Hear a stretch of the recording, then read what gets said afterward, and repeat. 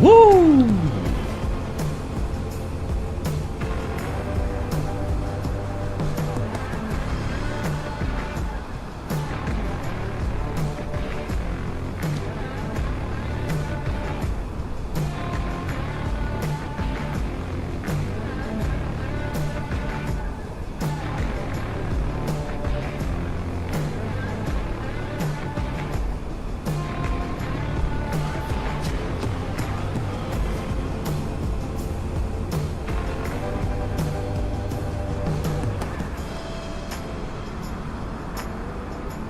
Check, check, 1 2 1 2. Let me see those dollar signs in the chat. We're flying private today. Yes, sir.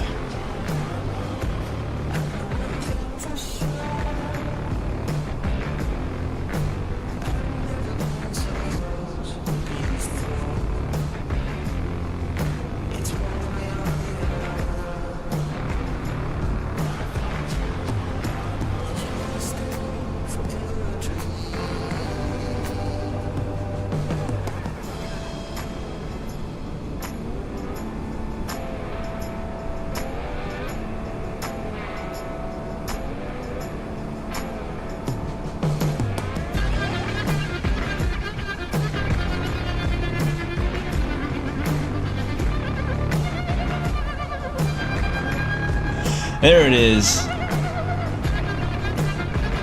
Dollar signs. Ladies and gentlemen, boys and girls, moms, dads, brothers, sisters, this is Microsoft Flight Simulator 2024. What is going on, beautiful people? Welcome back. It is your boy Blue, and this is the Pilatus PC-24, and 100% this is actually one of my favorite business jets in the world, and it just happens to be modeled in Microsoft Flight Simulator 2024. Now, it is not the best like flying business jet in Microsoft Flight Sim, or in all flights. As a matter of fact, there are quite a few business jets that are a lot better than this, but you know what, we'll take where we can get it, and we'll make this work. Today's call sign is November 116 Bravo. We are currently in El Paso, Texas, and we're heading up to Omaha, Nebraska. Got some very important, you know, peoples in the back. We got Scorcher, we got Monorific, we got Random Video Editor, we got Element, Mikey D, you know what I'm saying? We got MSFS in the chat, riding first class. We got Proctus in the house, bringing the money signs as well. And yeah, it's gonna be fun. Hopefully everything works well. I have not flown this aircraft in about a month, so I may be a little rusty. So if you guys want to help me out with, like, you know, how to start it, for one, how to program the FMS, things like that, I'm definitely gonna be trying to pay attention to chat to make sure I don't miss anything. And then we have a nice, smooth, safe flight. But anyways, we have company with us today. We got let's see, we got Cass flying in the beautiful Flight FX Piaggio P180. We have Element. I think he is flying the Learjet 35, and then we have Dre also flying and streaming. He's flying the Citation Longitude. So yeah, that's what we got going on today. Control E. Yeah, you know, I could do that. We could definitely do that. I'm gonna try not to though. It's actually a very very easy plane to start. The main thing I'm honestly concerned about, as far as my memory, is just how to work the avionics. The avionics are a bit different than pretty much any plane I had ever flown. It does share the same avionics with the PC-12, and there might be one other plane that's default in Microsoft Flight Sim that it shares avionics with, but that's the main ones, the PC-12 and PC-24. Pretty cool though. I do like the avionics. It's just, again, I haven't flown it in a good month or so. But I do remember liking it, and hopefully after today's stream I will not change my mind. But anyways, we do have ATC today. We're on VATSIM as well. Albuquerque Center is online, so we will be checking in with them. Before we check in with them, we'll check in on our super top secret radio frequency to check in with the other business jet pilots that we're flying with today. Let's hop on the inside and get started. Welcome aboard, guys. And you know, fly private. There's nothing like flying a private jet, is there? No, there is not. Anyways, as you can see, the sun is setting. You know, I'm gonna take creative authority here, and we're gonna rewind the time back. Actually, I think my time is wrong to begin with. We're supposed to be here. Yeah. Yeah, so I didn't set the time. There we go. That's the time we want. About 20:30 UTC. All right, let's get going. Data, welcome to the stream, man. Good to see you, man. Hope you're having a good evening, good night. Let's go ahead and go to the overhead, and we'll start her up. Hit battery 1, and we'll get the music queued up. And I'll turn the sounds on. The sounds are honestly not great, from what I remember, but we'll see. Battery 1, and battery 2. Sweet. One other thing I need to do is we're going to open up our EFB while that's happening. And we're going to get our aircraft loaded up. So we have a full flight today for the most part of passengers. We'll load aircraft like that. System test. Okay. As far as actual fuel, again, we have found our flight plan on VATSIM. We're cruising at 39,000 feet. Flight time today is about an hour, actually 2 hours. 2 hours, 15 minutes block time. We need 3,598 pounds of fuel. We have just under that. So let's go. We'll take 4,000 pounds, make it even like that. Hit load aircraft. And boom, that's done. All right, cool. Well, weight and balance is now done. Let's go ahead and finish the startup. We're gonna go ahead and go to top side and get our seatbelt signs turned on, as well as our smoking signs on. We'll also get the external lights, which is basically just the nav lights, logo lights, stuff like that. And then we'll go down here to the center and pop on our oxygen. We're gonna need that today. And then because like a lot of time we're not gonna use a GPU today, so we're actually gonna start the engines up and get everything programmed from there. So starting the engine straight off the bat right there, starting with engine 2, we'll click on this big switch here, put it up to run, and then hit start. And let's take a listen from the outside.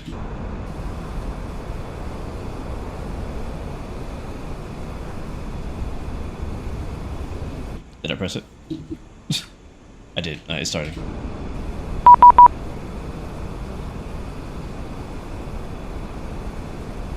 And that is notification. We got a CPDLC from ATC.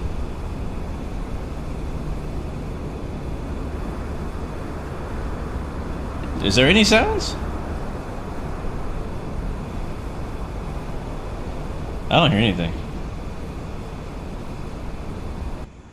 I don't hear nothing. That engine is starting. It says start.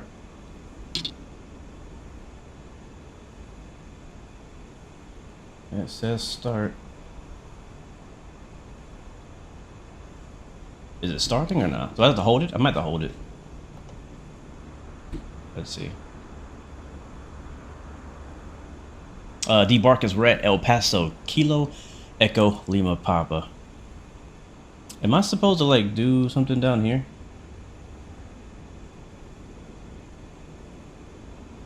No. Refer to your message.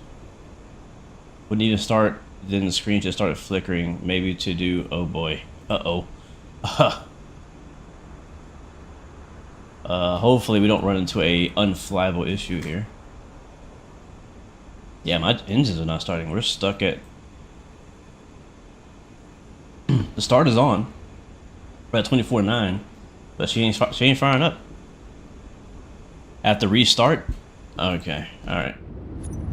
Restart. Alright, that's one strike to the PC-24 chat. One strike to the PC-24. I don't even have a plan B plane. I don't have a plan B plane. Probably our plan B plane may end up being the longitude. I didn't update the LIAN yet. So I'm thinking the longitude or the citation, the other citation, the CJ4. Actually, CJ4 will probably be my backup, actually. Now that I think about it. Oh, you know why the engine didn't start? I know why they didn't start, because I didn't actually do the walk around. Let's do that first. Look how windy it is out here in El Paso. Get the time set real quick again. That's probably why they didn't start. I bet you. How much would I bet? Well, we restarted anyway, so it's probably different. Check the weather live. Alright, live weather, and make sure we're still on VATSIM. We are. Alright, cool. It's interesting. If you restart your sim, VATSIM doesn't kick you out, but if you pause to go select your controls menu, it does kick you out. Interesting priorities there, VATSIM. Alright, cool. So that should be everything. Pretty simple. Beautiful plane, man. Love the 3D model of this thing. A lot of opening doors and things like that. Matter of fact, we'll walk up to the front here and get the Get this door open. And we're inside. Alright, let's try it again, guys. So, battery 1, battery 2. Focus signs on, nav lights on. And I'm just gonna hit run. And start. Screen's not even on yet. Let's go to outside view again. Gotta reset my drone cam. See if we get any audio. TOS there it is. Yep, that's working now. Okay. I got the heat blur. Didn't hear anything. Does PC-24 have an APU? I don't think the PC-24 has an APU. Remove the covers. Yeah, that's what happened. Yeah. What's going on, Nick? Welcome to the stream, man. Good to see you. Red Simulation, welcome though. Thanks for the help. Nightside Gaming. You survived 2 tornadoes and still here to watch. Oh man, glad you're okay, man.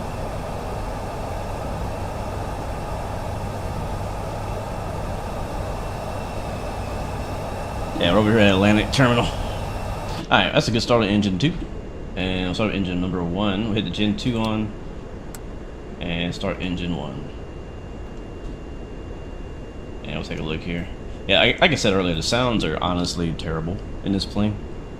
Like, some of the clicking sounds and like the avionics sounds are okay, but like the actual engine sounds, in my opinion, are horrible. Horrible.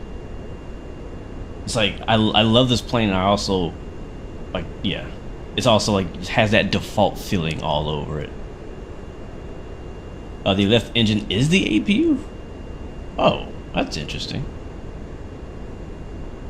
One tornado passed north by a few miles. The other brushed the side of town. Dang, man, I'm glad you're alright, bro. I am terrified of tornadoes. I've watched one too many documentaries, and now I'm definitely terrified. And we do get them here. Mainly we get them when we have really bad thunderstorms or hurricanes, stuff like that. We get like little random tornadoes. So yeah, I don't take those warnings lightly. All right, so we got looks to be 2 good engines now. They're both good to go. We did not do the oxygen, so we'll hit the oxygen now. That's good to go. We get the other gen on. I didn't know that they used the left engine as the APU, so I really should have started the left engine first, I guess, right? I feel like that's what I should have done. Alright, so that's pretty much it for that. Now, avionics. This is the part that I was honestly a little bit worried about. We did get a PDC, a pre-departure clearance. We are cleared to Omaha. We're currently in El Paso for those who are just joining us. We're cleared to to Omaha. LAT V3 departure CME Hathaway transition, or no, Hathaway, yeah, then it's filed out to 39,000 feet, squawk 0716. Alright, first of all, how do I do that? Let's go ahead in here. Let's get our view set up. Oh yeah, no, let's get on comms so we can check in with everybody. Let's see, comm 1, we need to be on Albuquerque is 132.8. How do I change that? Click on it? Is it touchscreen? No, it's not touchscreen. I don't think I've ever used the radios in this plane. Okay, this button here.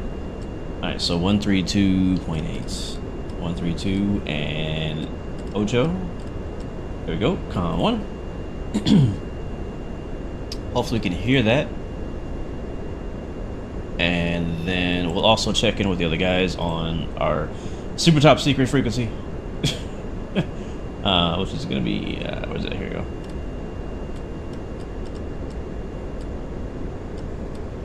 Southwest 2553, contact LA Center 126.52, so long.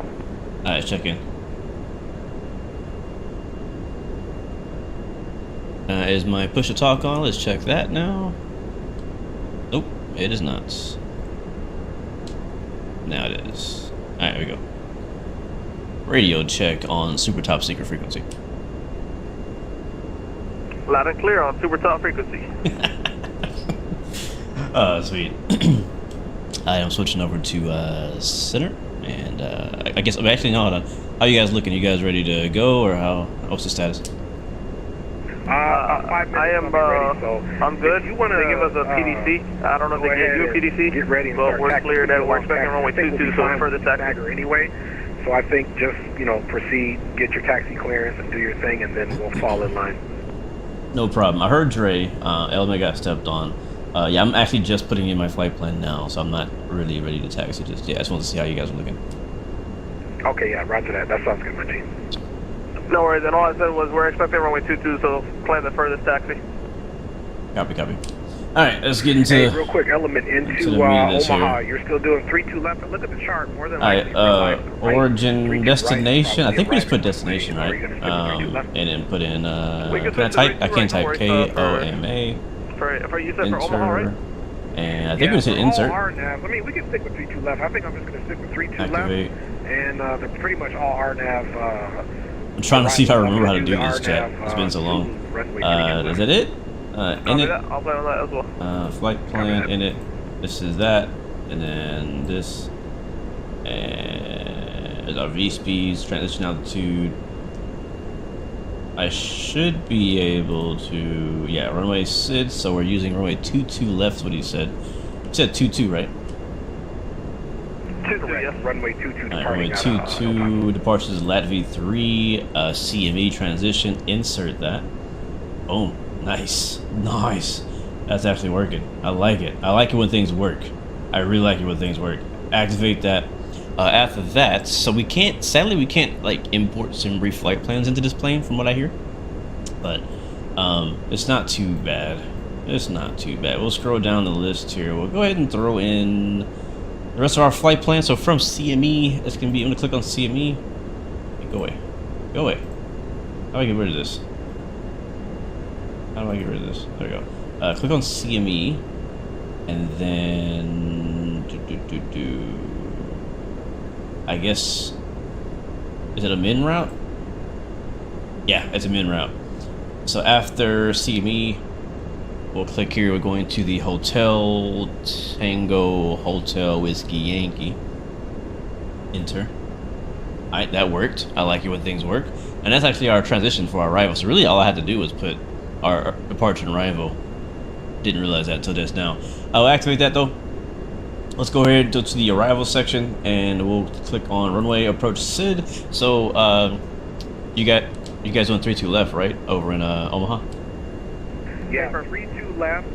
And if you want to, when you load in 3-2 left for the RNAV, BARC will be the transition onto the RNAV. So that'll be straight off the star, transitioning right into the approach.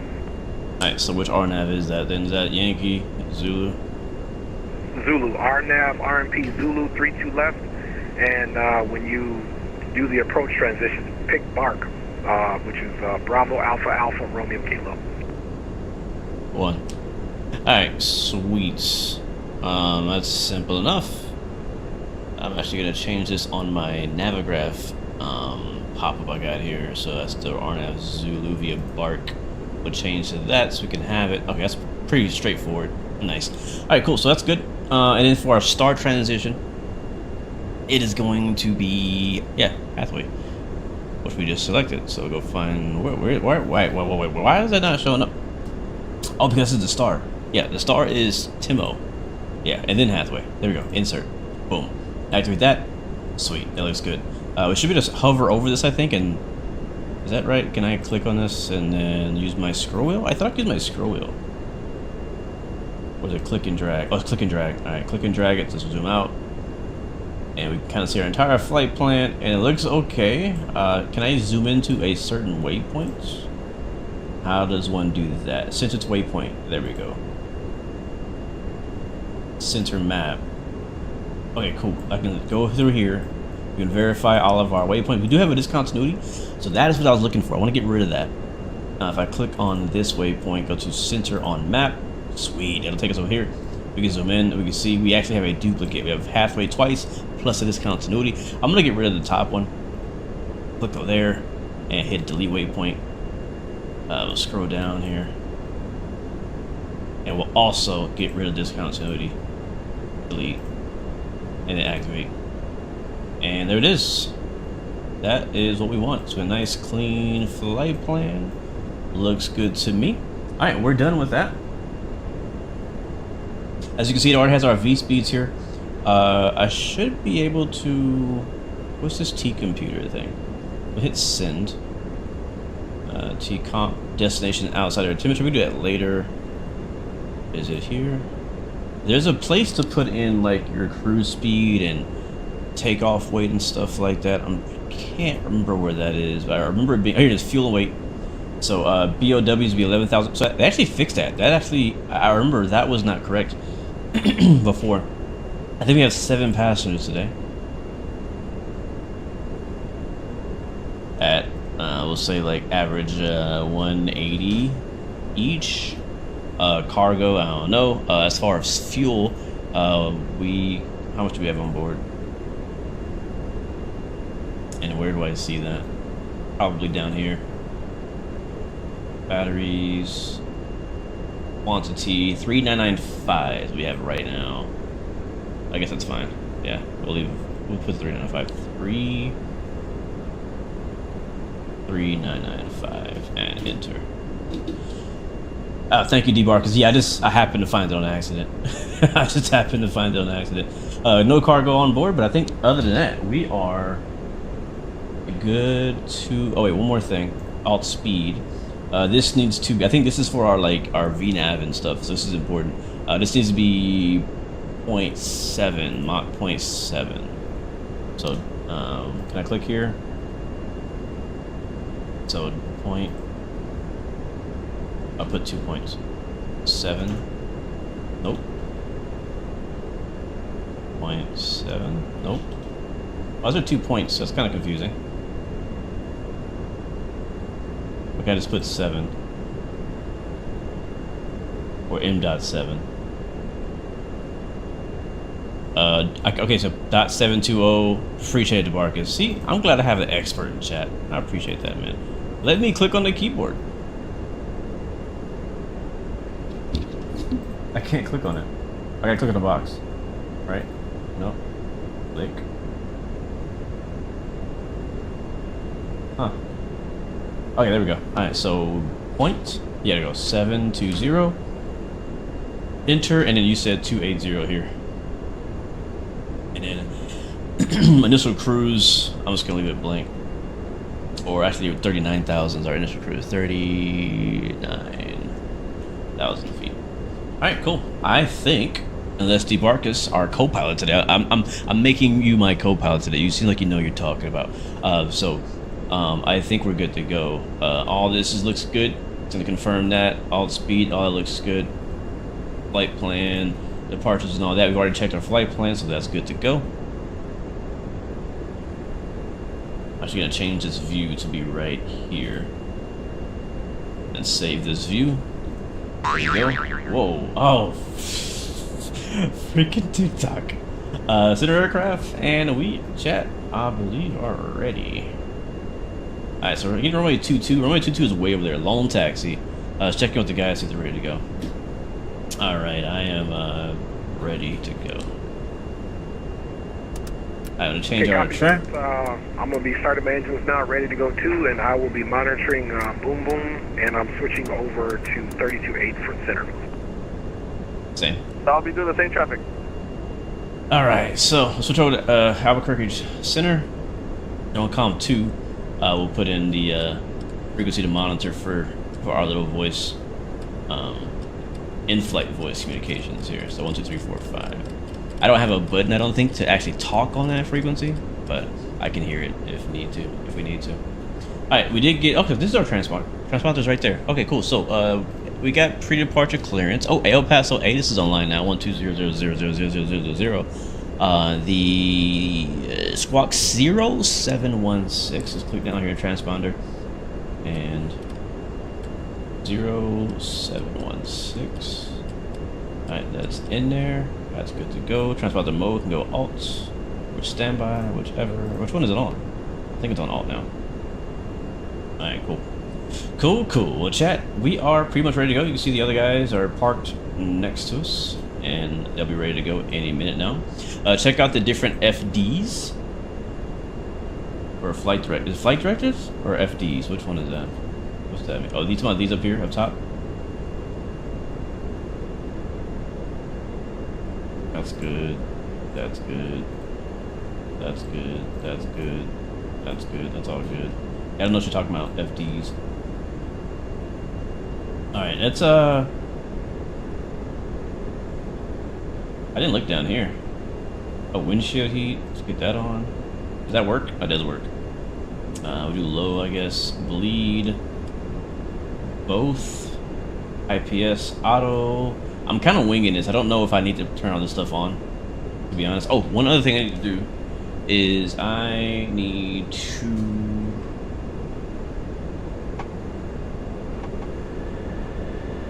I need to fix my controls. My controls are not right. I only have one throttle. It seems to be mapped at the moment. So let's go to controls, and then Bravo. We're using the Honeycomb today, by the way. We're using the Honeycomb Alpha and Bravo throttle with the Thrustmaster TPR pedals. And we'll go down here. Right now I have it set to single engine prop. We want that to be dual engine. I have 2 engines. Check that. We probably got kicked off of VATSIM, most likely. Yes, we did. Okay, let's try it now. Uh-oh. No!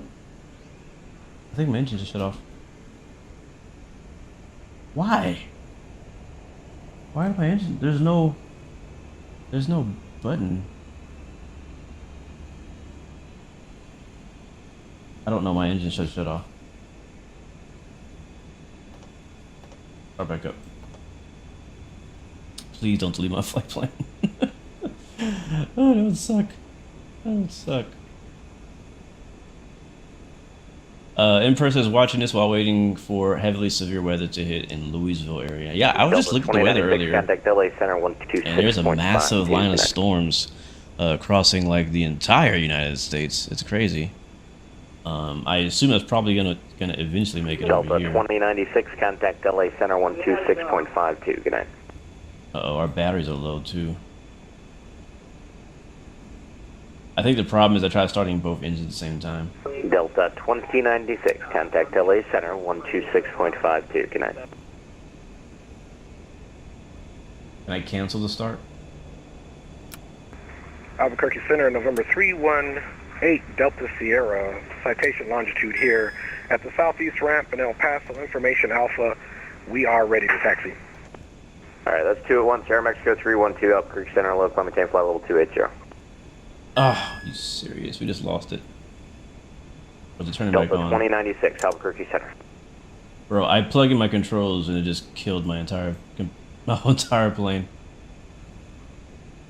November 318 Delta Sierra Albuquerque Center, state request. Yes, sir. Good evening. Number 318 Delta Sierra here, Albuquerque, information Alpha, we are ready to taxi. Yeah, man. GD 400. Stay safe out there, man. Number 318 Delta Sierra, roger, standby. Is it going to come back or what's going on? I might need a GPU, guys. Might need to hook up a GPU. Delta 2096, no worries. Contact LA Center 126.52. Good night. We might have to set up Pause. There we go. System test. As long as it doesn't delete my flight Number plan, 318 I'm Delta happy. Sierra, use caution. Several aircraft in the ramp there at Atlantic. Runway 26 left, taxi via Lima. Okay, 26 left. Why does it still say start? I've turned the starter off.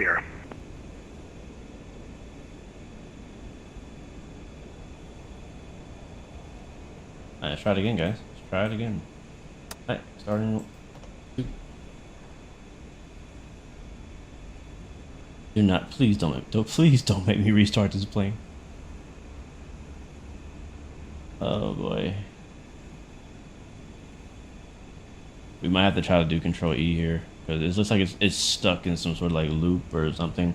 It's not climbing up. We're at 24.9 into sort of like what happened earlier to us. Let's try engine. Let's try this one. Yeah, Control E. Let's see if that works. Come on, baby, you can do it. Oh, man. Oh, my speed brake's up, too.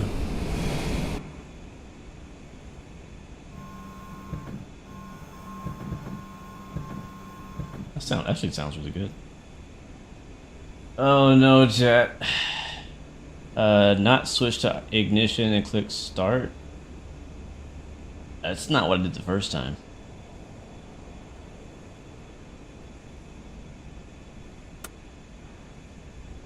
Can I turn this to ignition?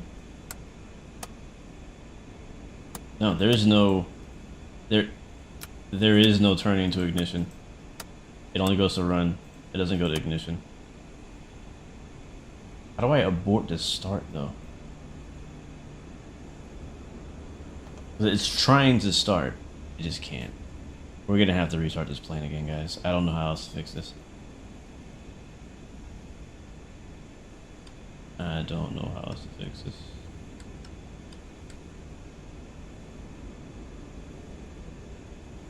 Ignition is the push button. Oh, yeah, I did that. Southwest 587, contact LA Center 126.52. I did Good night. that. I did that. Better get the citation out. It's a known bug. Screw this freaking plane, bro. That's strike 2. Freaking strike 2. At least now I know how to do it. We can do it faster now that I've had practice. Now that I've had practice, I can actually do it. Screw this plane, bro. Restart the CJ4. Screw this. It sucks because I love this plane so much. Like, I mentioned in the intro that I love the PC-24. And it does work, right? Like, I don't know what I'm doing right now to break it.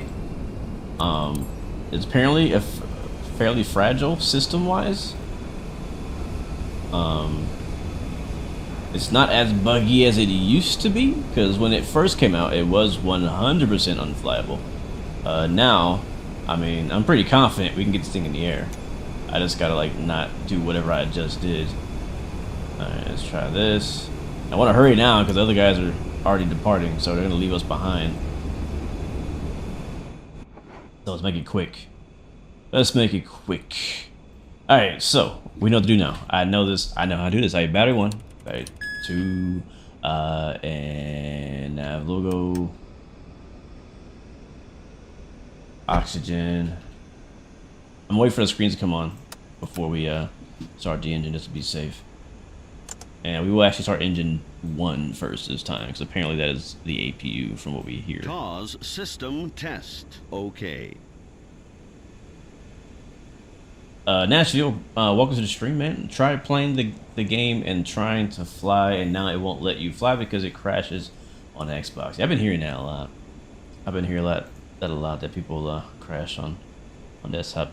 Cast this off says my plane has no texture, so you're just going to from bad to worse. Wow, wow. And you're in 2020, right? Doesn't matter which engine. All right, I'll do what I did last time. Why change it? If it worked, why should I change it? All right, run and start. Starting engine 2. Bro, we're gonna freaking get this flight, man. There it is. It started up. It's starting, I should say.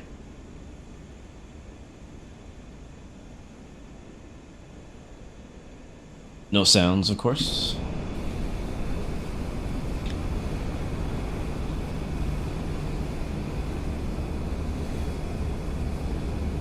We still have one citation here with this. I think... I don't actually know who's who. I know I heard Dre request taxi, so I'm pretty sure he's gone. And I haven't heard Element go on the radio unless we were in the middle of something when it happened. Bro, if this thing does it again... I think we might have got a hung start again, guys. I think we might have got another hung start. Look at it. It should have started by now. Yeah. I don't know. Are there any umpires in the chat? We might have to call it. We might have to call it. It's a bug. Ugh. Bro, I want to go hop in Call of Duty and grab the most... I want to go to Call of Duty and I want to grab the most try-hard gun and just shoot the fuselage up on this PC-24. That's what I want to do right now. that's how I'm feeling. Somebody says Control E. Why not? Let's try it. Let's see what happens. I'm basically a beta tester at this point, and it died.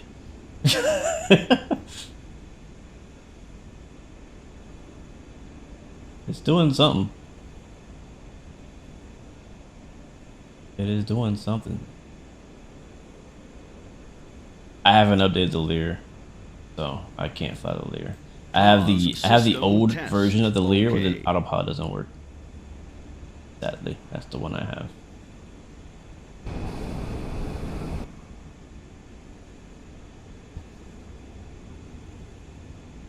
The question is, do I know how to fly CJ4?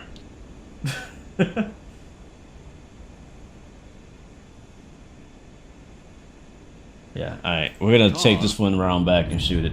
In flight.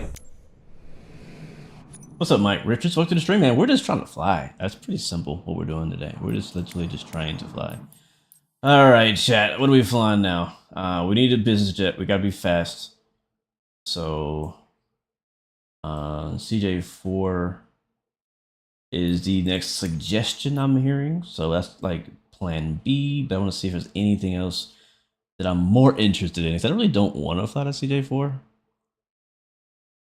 I know they updated and fixed the texture bug that it had, and I have not tried it since then, but I don't think I have any other business jets because we're still waiting for flight effects in the Citation 10, and we're waiting for, who's the other person we're waiting for? We're waiting for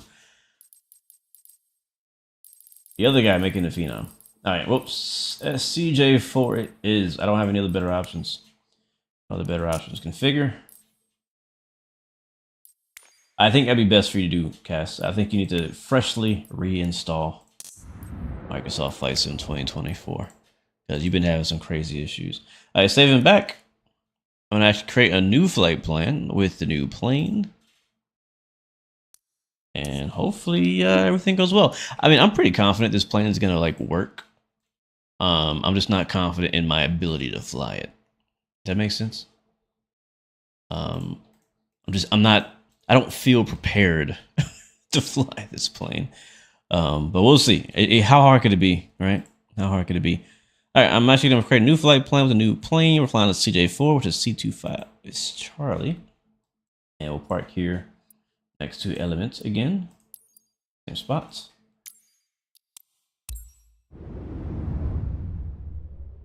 Oh yeah, the Praetor too. Looking forward to the Praetor as well.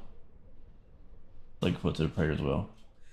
did I learn to fly? I learned to fly from various sources. Some YouTube tutorials, sometimes manuals, very rarely manuals. If there is no YouTube tutorial already, I usually have to kind of go to the manual to learn how to fly it. And sometimes the planes will come with like a starter guide too, which is nice. So, but mostly I've learned from YouTube how to fly.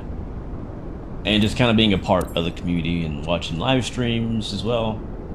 So, if you're new to flight sim, you're looking to like get into the hobby and you want to start flying various planes, like there is a like a training that you can do, a training mode, whatever. All right, so to walk around, torpedoes off. I'll get the windshield cover off.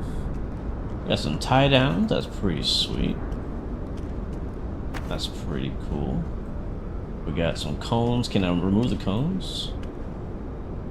I don't think I can. There we go. If this doesn't work, I'm not giving this CJ4 any chances. He gets one strike and it's out. I'm flying a freaking F-35 or something. Alright, let's go into the cockpit. Let's go. I also don't have any views made for this either. We gotta do that. That's the most important thing, chat, is views. Man, I would usually use a TCA yoke for this plane, but we're not gonna bother with that either. So let's get some views going so I can get nice, quick, and efficient. We'll hit a view right there. Hold on. Hey, TikTok, I'm gonna be right back.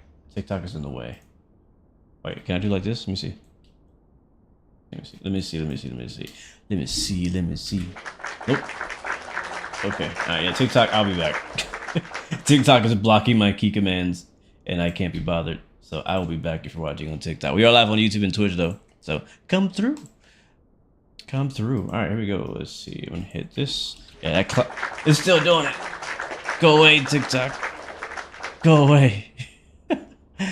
I don't know why, but like TikTok has like these key commands that are the same as my camera buttons. Yeah, there we go. And so I can't set camera views and have like the TikTok live stream thing open at the same time, which is weird and very rare to be an issue. All right, I'm gonna set our camera there. So we got that one, we got that one. Is there an overhead in this plane? Shows how much I know about the CJ4. No, there's not. There is an EFB though inside. That's kind of cool. Oh, that's actually really cool. Look at that. On the weight and balance page. That's pretty sweet. So we'll set a view for that too. I think I broke that one. What's up, Woodrow? Welcome to streaming. How you doing, man? There we go. Boom. Boom. That's good. That's good. And view right there. That's good. Alright, sweet. Sweet, sweet, sweet. Alright, so we are not on VATSIM at the moment, which is good. I can't remember if I pre-filed, but I'm going to pre-file again just in case I forgot. We do have a different plane. That's cool. And I'll reconnect to VATSIM now. And hopefully don't fall too far behind the rest of the guys. CJ4. It's that one and connect. Dude's gonna be like, what happened? I thought he was in a PC-24.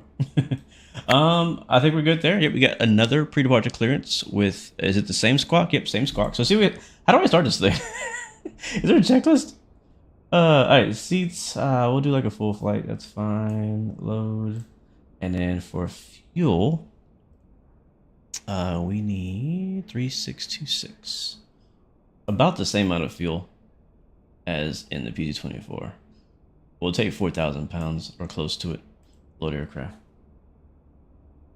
Neil says so much better. See, I feel differently. I like the PC-24 better than the Citation.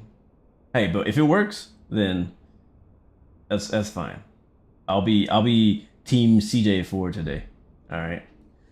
All right. Let's see if we can start this thing. Oh, I gotta do my settings again. I've never flown this plane.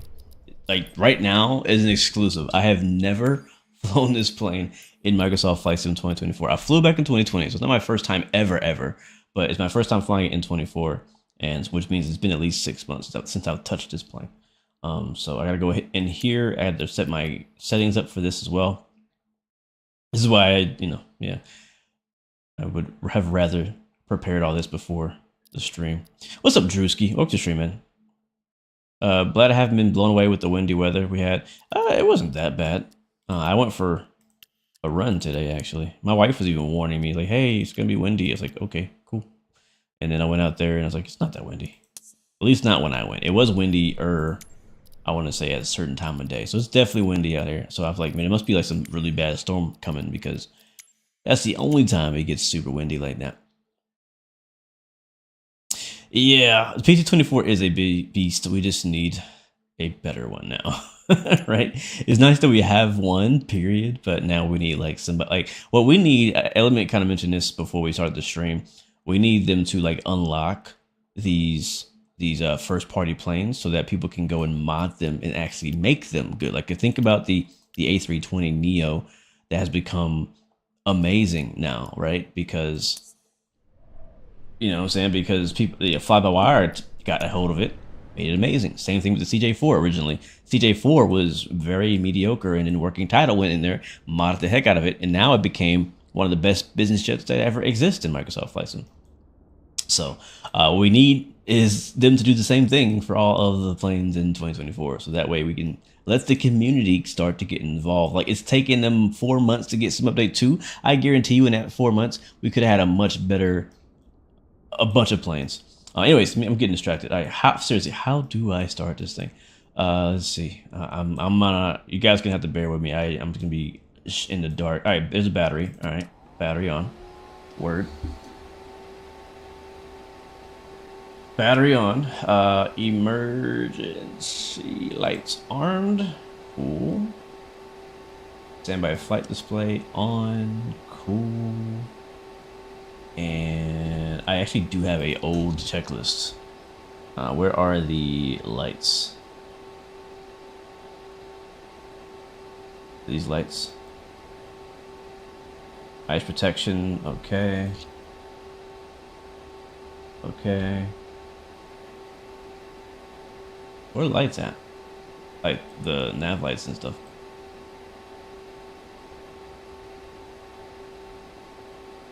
I guess we'll skip it. Under FMS, above the throttle. Oh, that's a weird place to put it. Okay, nav on. That's cool. And FMS, it's not on yet. But I turned avionics on, I assume, for that to work? Yeah, I think so. Alright, avionics. Dispatch, I think, is for, like, if you're not powered on yet. Now, we do have to get the aircraft started because the battery will die on this plane.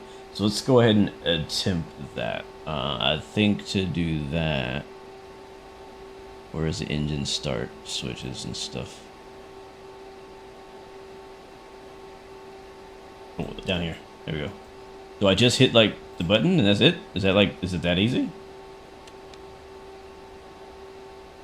Is it that easy?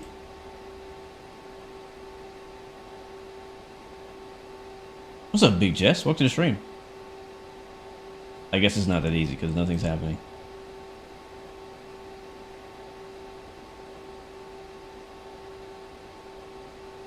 Easy. Start, then run. Okay, where's the start button? Because that's not the start button. Under the throttle? Oh! This guy, yeah? Engine start left. There it is. There it is, chat. Oh, that sounds way better. Bro, just copy these sounds into the PC-24 for now.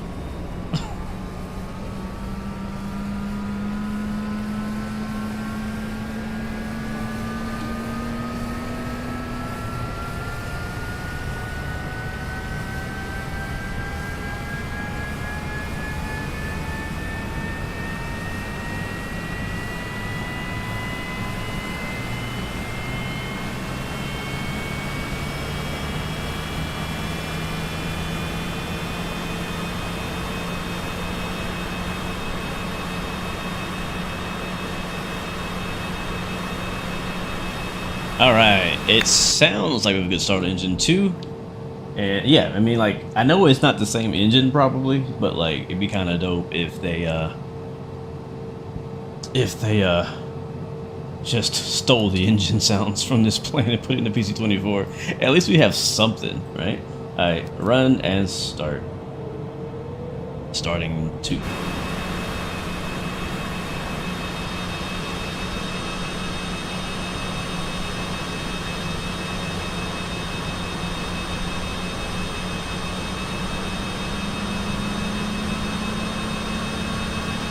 Copy that, Element. Thanks, man. Thank you all the chat for you guys' patience and helping me out today.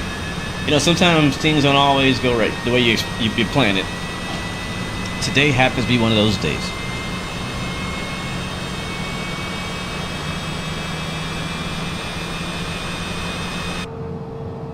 Alright. That engine is firing up. We still don't have this screen. Let's go into our AV. I think the gens are automatic because they're like already on, right? Or am I tripping? Nope. Not. Are they on? Okay, reset and on. Yeah, so they're already on by default. Look at the avionics that's on now. That should give us the rest of our avionics. And I don't think there's anything else like down here we gotta press, unless you guys tell me I need to do so. But those are covered. Let's go down to our FMS and figure that out, which it shouldn't be too difficult because it's just like the Piaggio, and that I have flown pretty recently. So initialize position.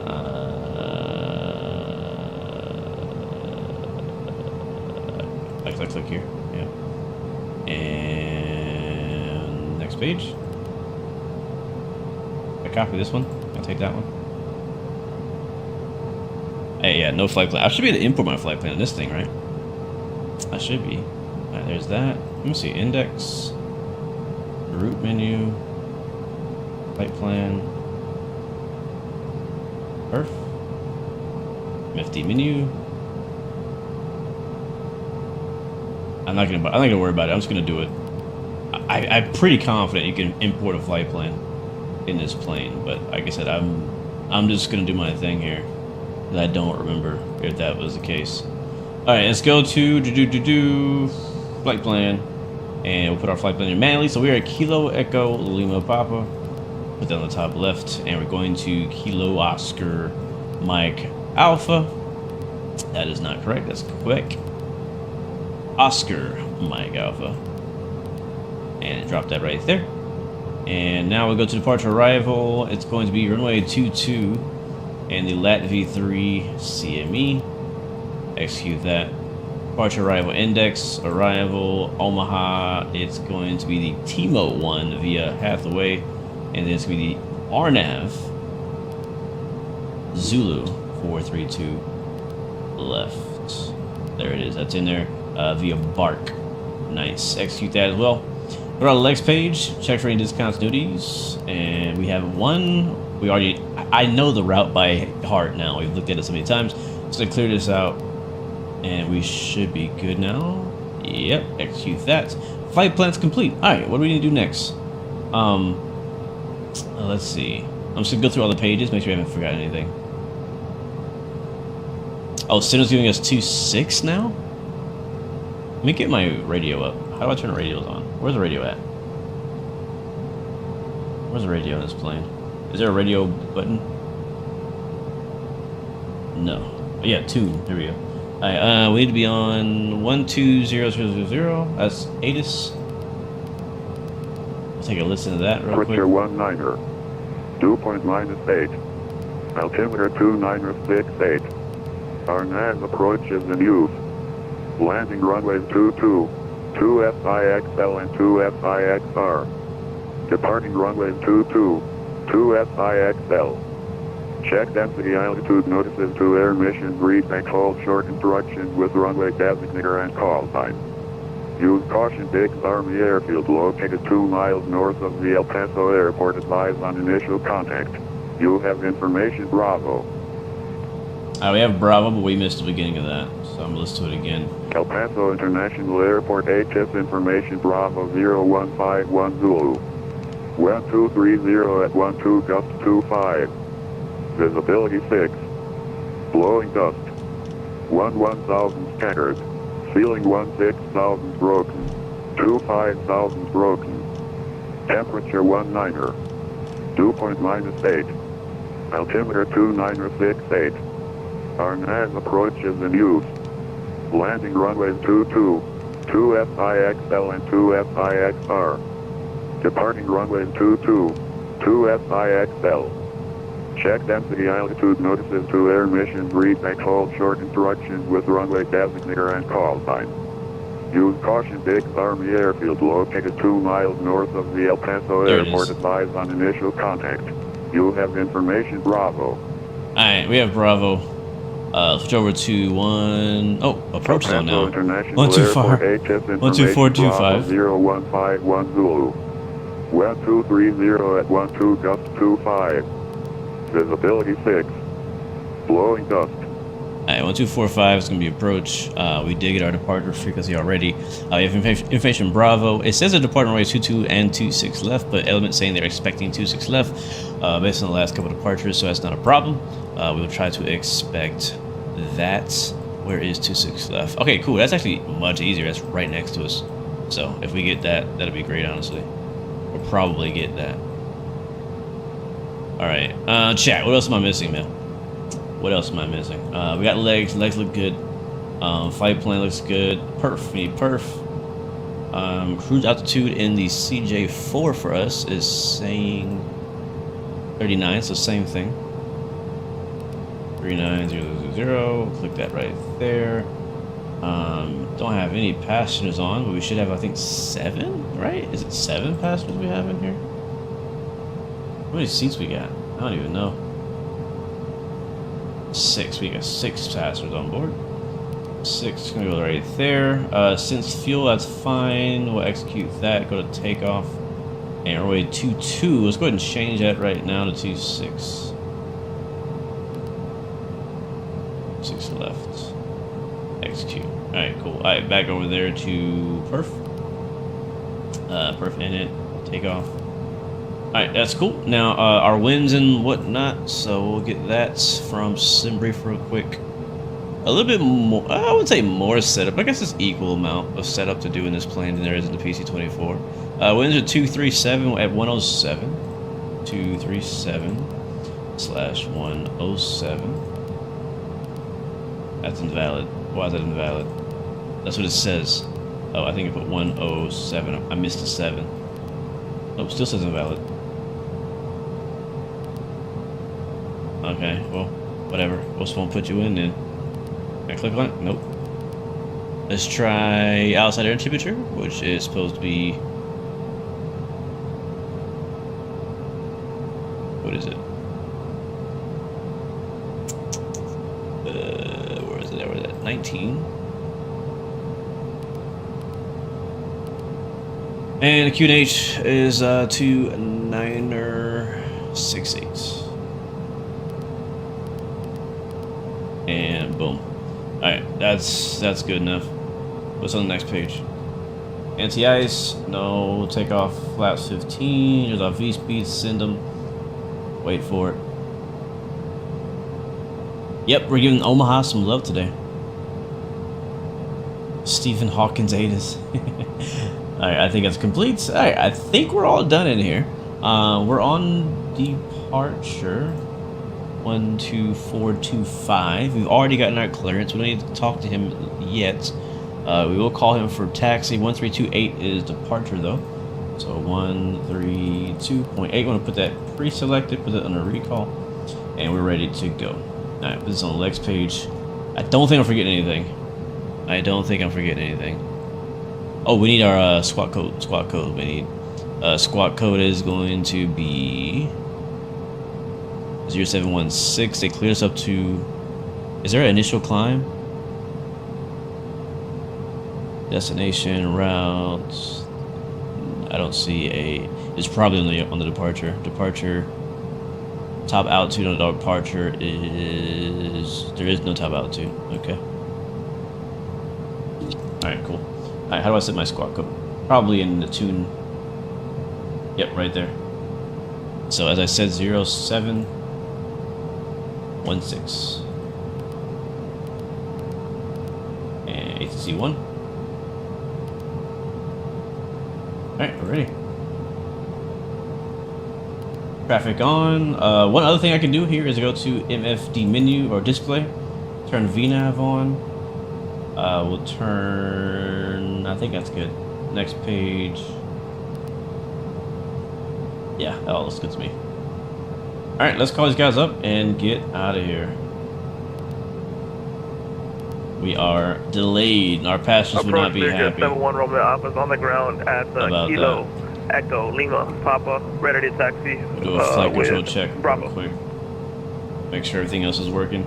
Don't want to run into any other issues. Clear jet 71 Romeo Alpha, El Paso approach, hello. Runway 26 left, taxi via Zulu 1 Lima. Taxi runway 26 left via Zulu 1 Lima for 71 Romeo. Alright, let's call him up before he gets busy. Albuquerque, citation 16 Bravo. We're at Atlantic ramp.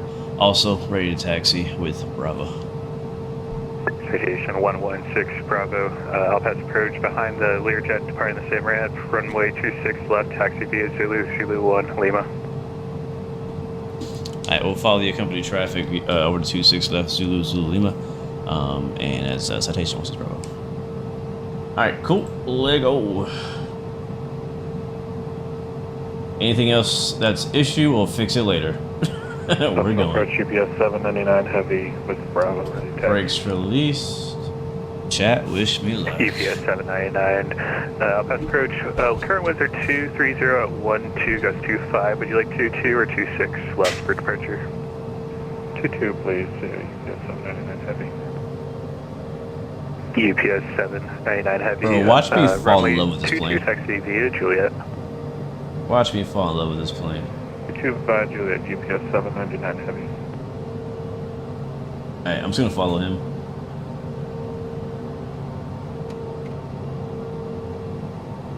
Alright, where's our taxi lights at? What happened, bro? You don't even want to know, bro. Alright, beacon. Safety signs on. Taxi lights on, alright. You don't even want to know, bro. You don't.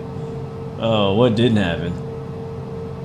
We gave the PC-24 3 chances, and I probably will not be flying that plane in the foreseeable future anymore. Which sucks because I think Sim Update 2 might have broke it again. And yeah. You been flying the CJ4 all week? Yeah, I'm kind of liking it so far. I mean, it got us this far. We'll see how she flies. We'll see how she flies. I've never hated the CJ4. It's just I prefer the PC-24 and the Longitude over it. That's all. And the Learjet. Just not my favorite jet. I do like Citations. Just the CJ4 specifically, not my favorite one. United 1894 expectation.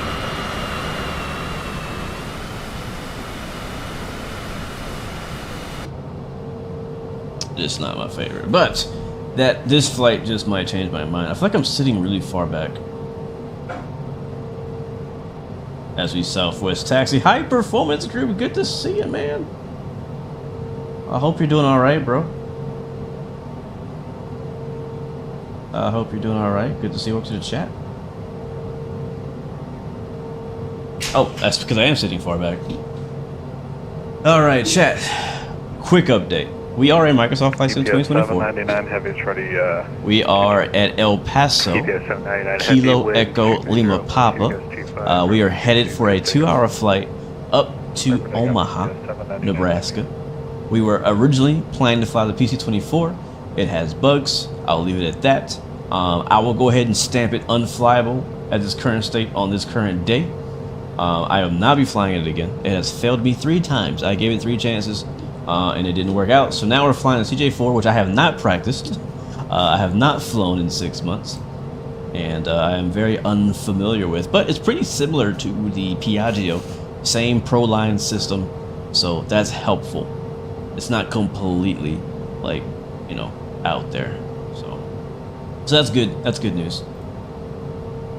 And they did fix the broken textures. We are flying in a group flight with a few other private jets we have up ahead of us. I think he's actually flying a Learjet, but on my screen, because VATS and model matching, it's showing as a Citation as well. We also are flying with another Citation Longitude, which I think he's already up in the air. And then sadly the Piaggio that was going to fly with us today had a maintenance issue and has been towed back to the hangar. So 4 of us originally were taking off out of here and only 3 of us made it. I almost didn't make it myself. You know, things happen. Things happen. We could divert to KCBF. You work there. Where is that? And approach 71 Romeo Alpha is holding short runway 26 left at Lima, ready for departure. Citation, Christian Learjet 71 Romeo Alpha, runway 26 left, line up and wait. 26 left, CJ4 is tricky without an auto throttle. It doesn't have an auto throttle? Thank you. Thanks for letting me know. I didn't realize that.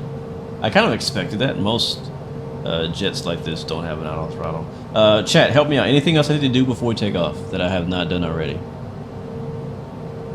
Because all I'm going to do is basically turn my land lights on and hit nav. The flight director's not on either? Okay, now flight director's on. He's holding short. We're holding short. There's a windsock. Beautiful. Look at the mountains out here. I've actually flown to this airport before. Nice, very nice airport. Would definitely recommend. 10 out of 10 would recommend. Want to hide this for now? Airbus A310 Heavy. It's 5 miles west of Omaha. Oh, nice. 230 gust 25. I think all this looks runway good to 26 me. left, clear for takeoff, 71 Romeo Alpha, thank you. Looks good to me. We'll zoom this screen out though. Alright, that's Element up ahead of us. Our final cruise is 39,000 feet today. Turn on Pedo. Where is that?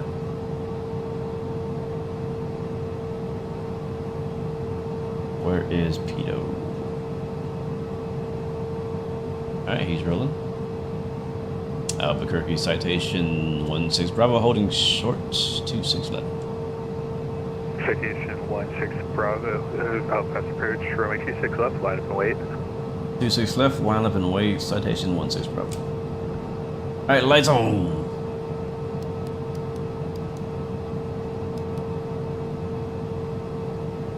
Yeah, where's the pitot light at? Pitot.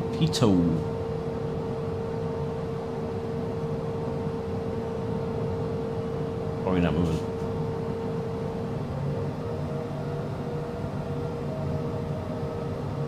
You've flown from Tampa to El Paso for your college? Oh, cool. Very cool.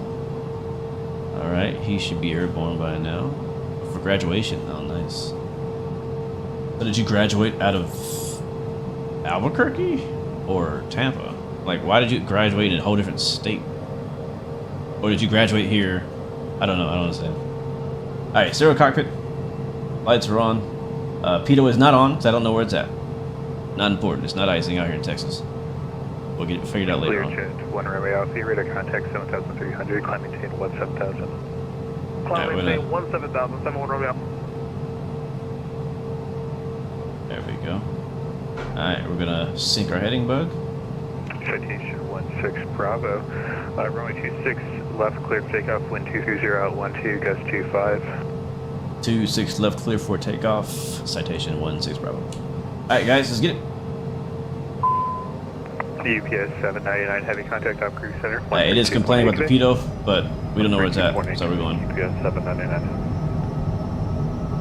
And rolling. Airspeed is alive. So far she feels nice. There's 80 knots. A little bit of wind pushing us to the left, keeping her in the center. A lot of... Oh, she got squirrely. I think we're fast enough, that's why. She wants to fly. She wants to fly. Gear up.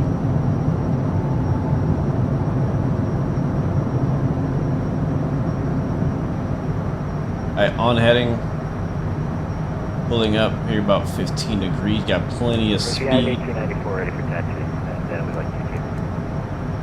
United 1894, Alpha approach, runway 26, left taxi via Lima. And we'll follow the departure out of here. Would it be possible for 2 seats? Hit nav mode.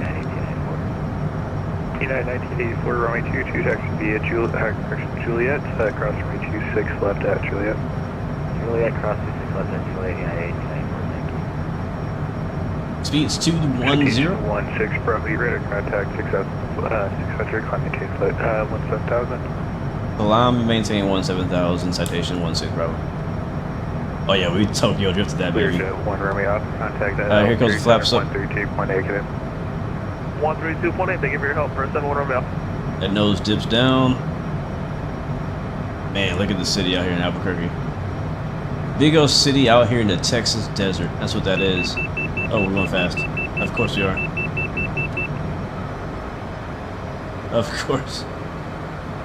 This thing honestly is very similar to flying a CRJ. Honestly, if this didn't work, our plan C would have been flying the business jet variant of the CRJ V2.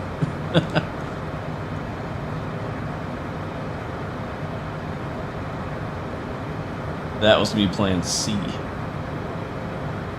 Alright, we're still flying by hand though. She feels nice. 16 Bravo, contact out cruise center 132.8. Good. Over 2 departure, citation 16 Bravo. 420 Lima airspace to the east, forward center is offline. Radar services are terminated for your change cruise, yeah. Roger, 420, yeah.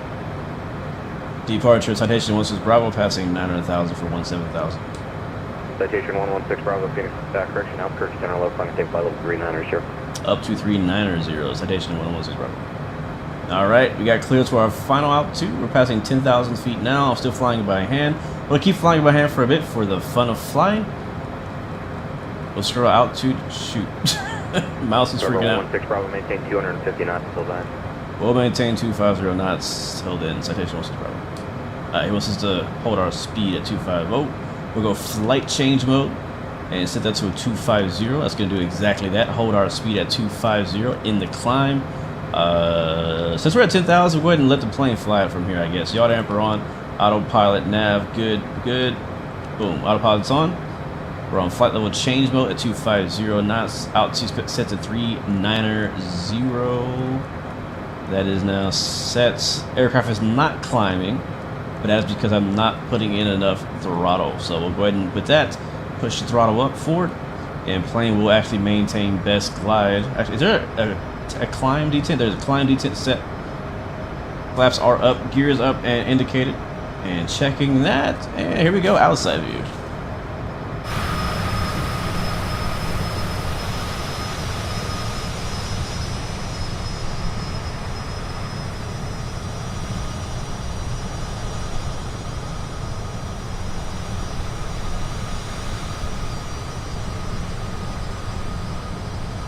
American 1625, Alpha 39, low climate 10 flight level 302. There it is. The CJ4. Sherwin Scott, welcome back to the stream, man. Yes, I am on the latest build of the beta. CST Gaming, welcome back to the stream, man. Good to see you, bro. The bomb has been planted, Chronos. Thank you, man. Thank you, thank you. You're already at 240. Yeah, you're in that Learjet. That Learjet's a beast. Let's see how we're doing. We're at 13,000. United 1578, contact Houston, center 132.77. 13,000, climb about 3,400 feet per minute in climb mode. United 1578, contact Houston, let's zoom out our map. You guys probably can't even see that in the stream. It's pretty tiny. United 1578, and we'll sync our heading just in case things go south. We'll keep moving north. We'll get our lights off. You know, just like flying an airliner, same stuff for the most part. Same stuff. Forever 478 Bravo Charlie Alpha. We'll let our flight attendant, because you know when you fly a business jet, you have a single flight attendant, at least this type. You guys were saying that the pitot was somewhere underneath the FMS. We might need that later. I still don't see it. Is it like in here somewhere? Wing. Oh, here it is. There it is. Got it. Got it. Let's get our VNAV page set up on this somehow. Flight plan. Perf. United 1578 Alpha. I think it'll be under perf in it, or no? United 1578, go ahead, sorry. No. United 1578, contact Houston, center 132. Like, where is the progress page? 3277, United 1578, yeah. I will find it later. Let's enjoy the departure. Let's enjoy the departure. We'll set us a new view here. Is there a cabin in this plane? Oh, there is. Oh, there is. So that's a nice little view right here. Now I'm talking about. Oh, get a little light chop. And I like to set myself up a view right off the nose for those beautiful breakouts that we get in Microsoft Flight Sim 2024. Alright, we're passing 19,000. Now we go standard. How do we do that? There's a button for it. There it is. I clicked it. We're in standard. 20,000 feet and climbing. Back outside. Oh, that's not one. Not like walk around mode while outside. Okay, there we go. Alright, nice. Yeah, seriously, thank you guys for helping me get this plane going. Was not prepared to fly this today. Was planning on flying the PC-24 as you saw in the thumbnail and in the title. But it didn't work. PC-24 is back in the maintenance hangar, and I'm not sure how long it's going to take him to fix it. Don't know how long it's going to take him to fix it. Every default plane has to have a cabin because of crew remote.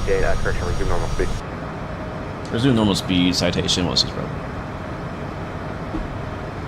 Which is basically what we're doing already, I think. We could probably push it up to like... I'm pretty happy with our current speed, honestly.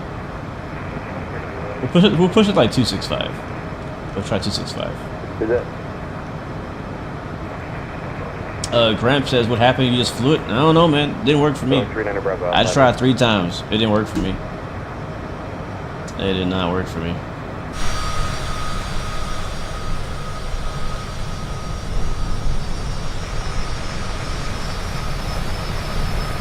Honestly, I think we were gonna get it that first time. Like, not the second time. I think we were gonna get it that second time. But then I plugged in my controls, and it like shut the plane off, and after that I couldn't get it back on.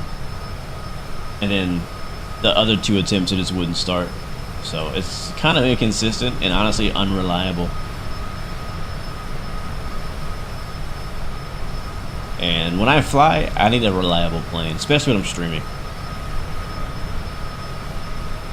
Especially when I'm streaming. You flew that Steve 1 Knievel apps flight. It's amazing. Yeah, I was actually thinking about that. I wasn't gonna do flight sim today. I was actually planning to do train sim today. And then Dre texted me and was like, hey man, we're gonna do some business jet flying today. And I was like, well, I guess I'll join you. So now here we are. But yeah, I'm glad I did. I'm glad I did. I was definitely itching for some business jet flights. Haven't done one in a little while. I always enjoy the business jet type of flights. What's up, Dre? By the way, speaking of Dre Sanchez, he is also live right now on the YouTube. Go check him out. I think he's flying the Longitude, also in Microsoft Flight Sim 2024. What about camp out? I don't know if I have camp out installed. Down at 1894, ident altitude leaving. No, I don't. I have it turned off. 1894 is 4008. Sure. It is definitely turned off. Hey, well, chat, guess what? We up. We made it. You think Steve-O is too busy making money lately? Yeah, 1894, better contact 2 miles Or his south, new employer doesn't want him making videos in the plane? Yeah, it could be a mixture of things. It could be a mixture of things. What is he flying? I don't even know like how that's going. One journey. You also like business jets? Yes, I do too. Every time we do these streams, every time we do a business jet stream, we always get on the topic, we need more, we need more, we need more, right? And we're getting more. It's just taking them time to kind of release and get it developed. But 1669 Albuquerque. there's a lot of business jets we're missing from the sim, and we need them, man. I want them. We can't wait, because you know default planes can only do so much, and they're only ever going to do so much. Even if the PC-24 did work for us today, it's still, you know, there's more to be desired, right? American 1669 affirmative. You think Steve-O's now flying the TBM again with another flying, I guess? Alright, cool. I thought he was flying. I mean, he's been posting videos on his Instagram of him doing right seat in some business jets, so I don't know. Either way, man, I hope everything goes well with him.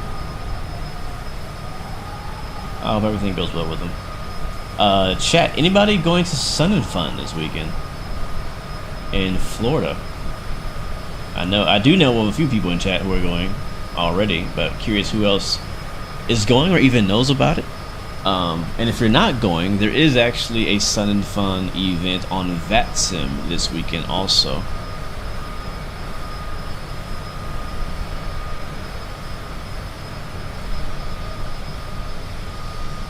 Premier One Driver is another great channel that has gone quiet. Yeah, a lot of the channels that were blowing up around Steve-O and Premier One Driver's time are slowed down quite a bit, or completely gone dark. I really enjoyed Premier One Driver's videos. He was one of my favorites. And ever since he had the little FAA hiccup issue. 1625 to the plane Mach number and cruise. Current Mach 6.8. 16 Bravo. Alright, that was like 3 aircraft at once. That's only for American 1625. American 1625 oh, that was for me. to the plan Mach number and cruise. I thought that was for me. My bad. Cruise 300 Mach. My bad. American 1625, roger, maintain Mach 0.80 greater. 80 greater, American 1625. Alright, we are going to turn our Mach up actually. We're going a little slower than I like to. Go Mach 0.7 in the climb. We're passing 32,000 feet at the moment, though. Passing 32,000 feet now. Looking pretty good. She's climbing pretty good. Climb performance has been pretty good from what I can tell. Once we kind of get to cruise, maybe we'll start to kind of explore this plane. Again, I've never flown this plane in 2024. I don't know if it's changed, if it's updated, if it's good, if it's bad. I know that it was great in 2020, so I'd only assume that it's great in 24.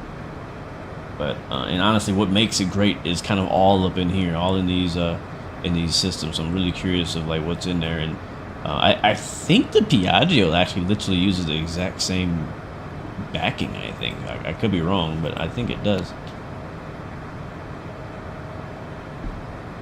Yeah. Premier One driver had it was a stupid issue. Oh my god, it was so dumb. Like, people in aviation, I love them, but also like they're stupid sometimes. Apparently he made a video. 1450, maintain Mach 0.71 or less. That's me. I don't think so.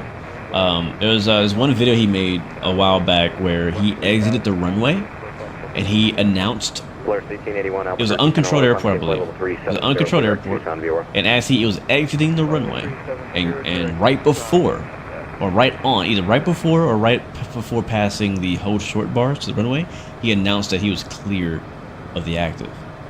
And somebody in the comments, some keyboard warrior, saw that and reported him to the FAA because he was not technically clear of the runway. He was clearing the runway.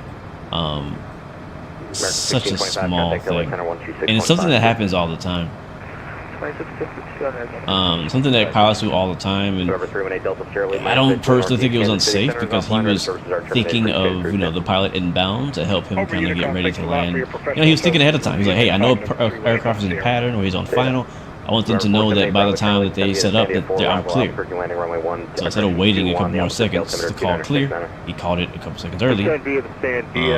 And somebody ratted him out for it. Yeah. So I don't know if he won that case or not. I didn't really follow it. I just know he made a video talking about what happened. So yeah, sad to see that. Let's see. I know the guy who has the guy. What's the guy's name? The guy who made the Draco, I believe. I think it's the Draco guy. The guy who flies the Draco plane, who built and flies the Draco, he got in FAA trouble as well. I don't think he was on a video. I don't think. No, it wasn't on video that he got in trouble. But apparently somebody reported him for flying too low over like somebody's house or farm, something like that. And I think he lost. I do believe he lost that. That appeal, which so dumb. So dumb.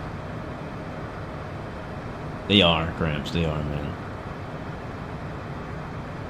And that's the kind of the risk you take when you decide to be a real life pilot who records video of your real life flights. Is like, you know, not everybody out there supports you, right? You know, you might get millions of views or hundreds of thousands of views, but that doesn't mean everybody likes you.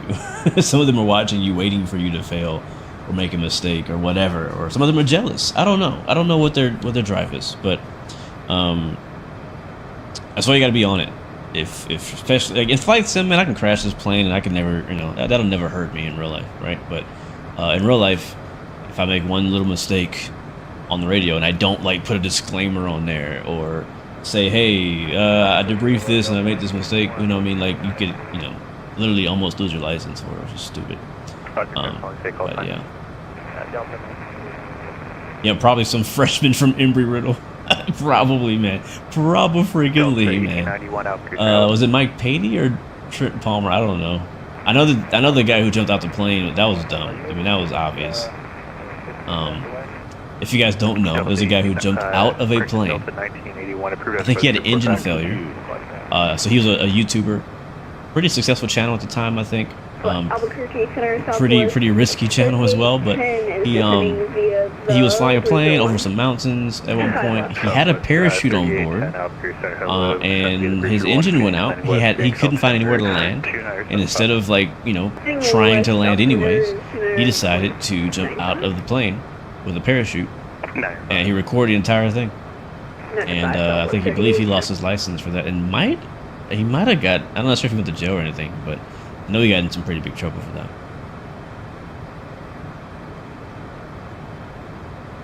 Engine trouble. Yep, somebody's always out to get you, man. You gotta be careful. You can't trust everybody. You can respect everybody. You can show love to everybody. But no matter how good you are to people, there will always be some people out there who are just not, you know, gonna be good to you. 483 operator, hello, climb maintain flight 280. I don't think he jumped just to do it. I'm pretty confident he didn't jump just to do it. I believe he had some kind of engine trouble. You said you think he jumped out legit? There was no engine trouble? Like, he jumped out of a perfectly good plane? Like, dude must have had some money to do that. Ow. Are we cruising? What are we doing? Here we are. We're cruising at 39,000 feet. I'm not showing a Mach yet. Mach 733 and climbing. We'll probably go pretty fast. We'll probably have to pull the throttle back in a little bit. We'll see. We're crossing over CME as we speak. The CME waypoint. There's got to be like a progress page on here. For runway 21, Albuquerque altimeter 2969er, VNAV. 478 Bravo Charlie. I swore there was a progress page in here. Sure, 3618 Albuquerque Center, hello, descend via the Bruiser 1, Phoenix landing west, Phoenix altimeter 2975. Oh, VNAV's not on. It's not on. Descend via the Oh, you know what? Bruiser 1. That's why you turn this VNAV on here, and then you can actually see it on the PFD. Right here. Yeah, there we go. So now it's showing we are 500 miles. 3810 tank. I believe that's saying we're 500 miles from our top of descent, I think. Southwest 3810. Yeah. Top TOD. You can make that request So with 500 miles, and and is that 57 minutes, Oh, I didn't assume? know they were on. Alright, thanks. Yeah, I think that's what that says. Your understanding, there wasn't anything wrong. He was trying to be internet famous. Man, if that's true, that's horrible. Hello, Pilot 340. He jumped out of a perfectly good plane. Parachute was on homeboy's back from the outset. Yeah, you know. Okay, yeah. If you have a parachute on, like on while flying a Cessna, you definitely have intentions of jumping out of that plane. It was a publicity stunt. It was a publicity stunt that went wrong, that's for sure. Wow, that's crazy. I wonder if there's any rules in the FAA handbook you can't jump out of planes now. There probably is. Thank you so much for the cheers on Twitch. I can't see your name. One Journey, make it count. Thank you so much. Yeah, I see it now. Thank you so much for the cheers over on Twitch. Appreciate it so much. Yeah, I don't remember the guy's name. Is it Trevor Jacobs? It might be. It might be. But yeah, it's you know, there's been some interesting stuff that happened in real world aviation YouTubers. I was a big fan of them though. I don't watch them as much anymore. I feel like, and I could be wrong about this, I'm not a real world aviation YouTuber myself. And I don't really know any of them personally. The closest one to me is Citation Max, but we don't talk. So I basically don't know. I'm basically not close to any like real world, real like aviation people. But yeah, I mean, it's just, I feel like they're not as popular as they used to be. Like, I feel like back when Steve-O was doing this thing, and people and Driver and Flight Shops, like when they first came on the scene, like the whole like aviation pilot YouTuber thing was like really blowing up and growing at the time. And I feel like now, I mean, maybe I'm wrong. Maybe it's just my feed. Maybe it's just my For You page that doesn't show them as much. But I feel like it's just not getting as much of attention as it used to get. But again, I could be wrong about that. It says I don't blame him. It's a GTA experience. You know, maybe he didn't learn that from GTA. I have definitely jumped out of many planes on Grand Theft Auto. Many planes. Perfectly good planes.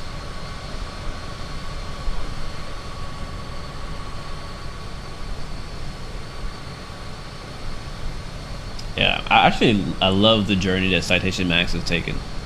I think it's really cool, and I honestly do love his videos. So he's very well made, and we get some chops up here. Getting some chops up here, man. I can't help but talk about GTA 6 here because somebody said GTA.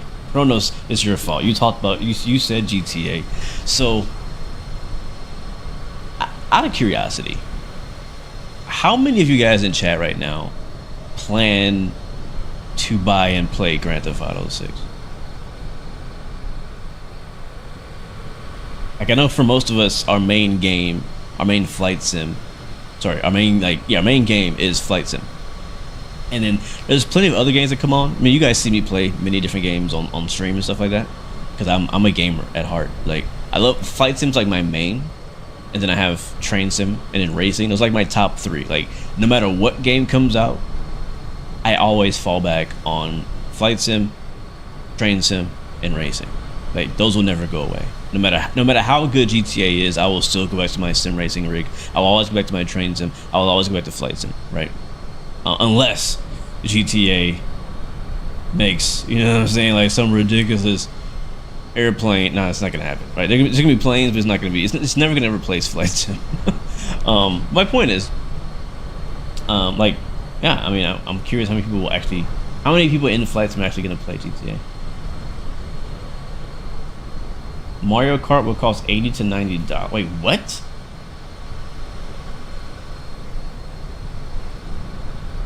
Where'd you hear that, Sherwin? Why is Mario Kart gonna cost $80 to $90?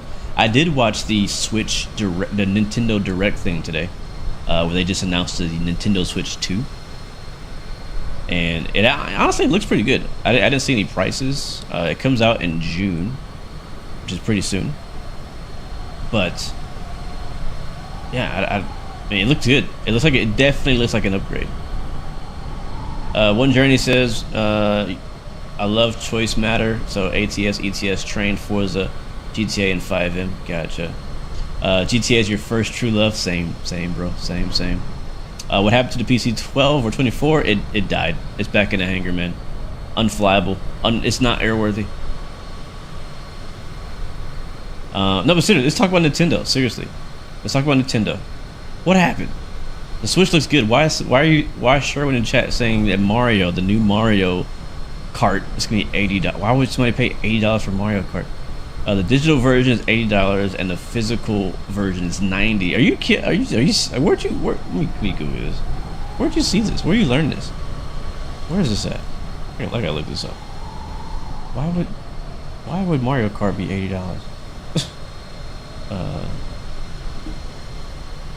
New Mario Kart price. Ain't no freaking way, man. I was already not gonna buy it for that game.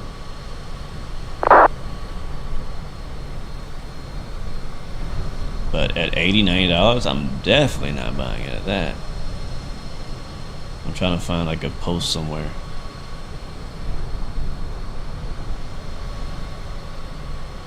$90 for a fake physical version, which is basically just gonna be like a case with a code in it.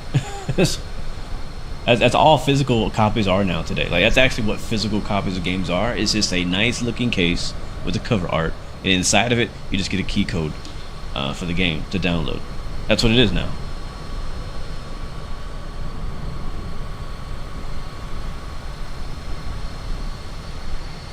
That is all it is.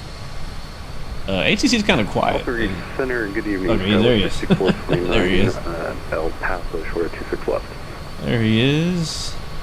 Skyway 6429. Alpha Center, hello, 12301. Looks like we are outside. Alright, so Dre is about halfway there, so we're probably like 30 minutes behind him, from what I can tell. The console will be $450 base. That's up there too. You don't miss the days of scratched DVDs.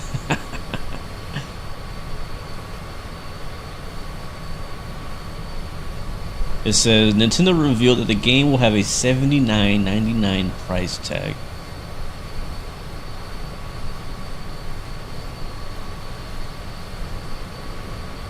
That's crazy. $79.99 for Mario Kart. You know what sucks is when the industry. This is what happens, guys. I know, like, I know that inflation is a thing. But when the industry, or no, sorry, when the industry sees a massive, like, company or developer like Nintendo raising their price by $10 or whatever, everybody else is gonna follow. This is just a start. I have a feeling this is gonna be common. Like EA games for now on $79.99 USD for everything. Can we go over to approach? Ubisoft $79.99 for everything. 2K $79.99 because Nintendo's doing it. If Nintendo can do it, if Nintendo can pull it off and try to sell Mario Kart World and Donkey Kong Bonanza, the 2 new games for Switch 2 at $79.99, which is $80, then of course PlayStation and Xbox are gonna follow. Of course. I don't want it to happen.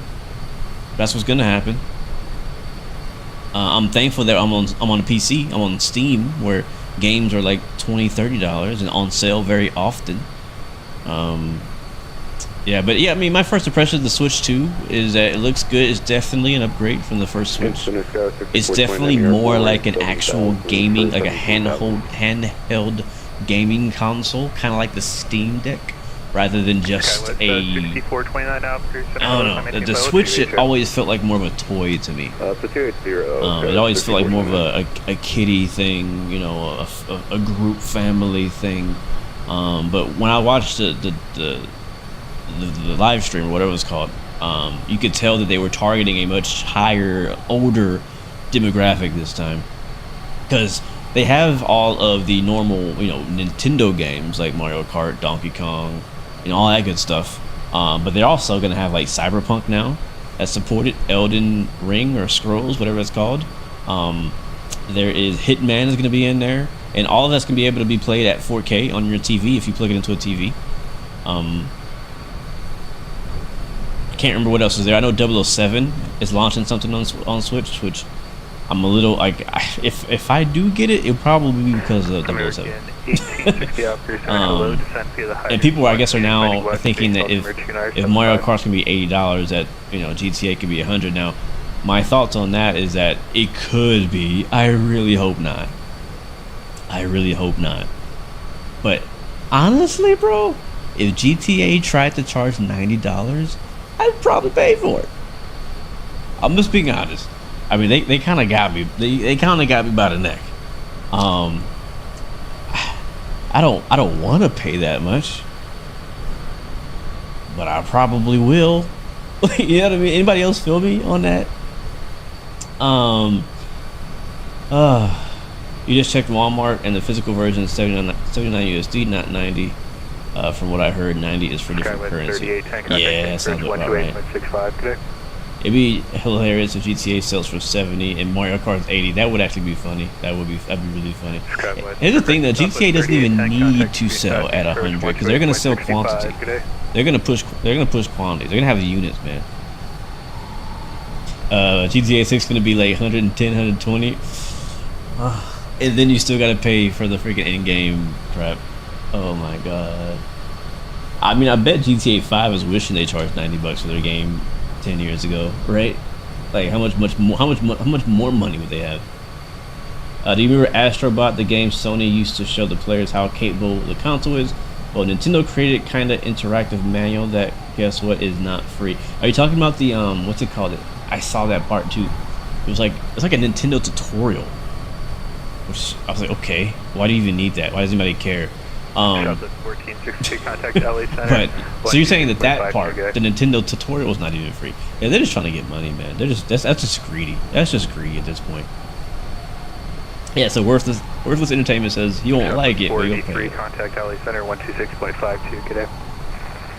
I mean, honestly, if I paid $100 for the GTA 5 10 years ago, I definitely got my money's worth in something. But again, I'm not justifying it. I don't want to pay that much at all. I really don't. Matter of fact, I'll be very unhappy.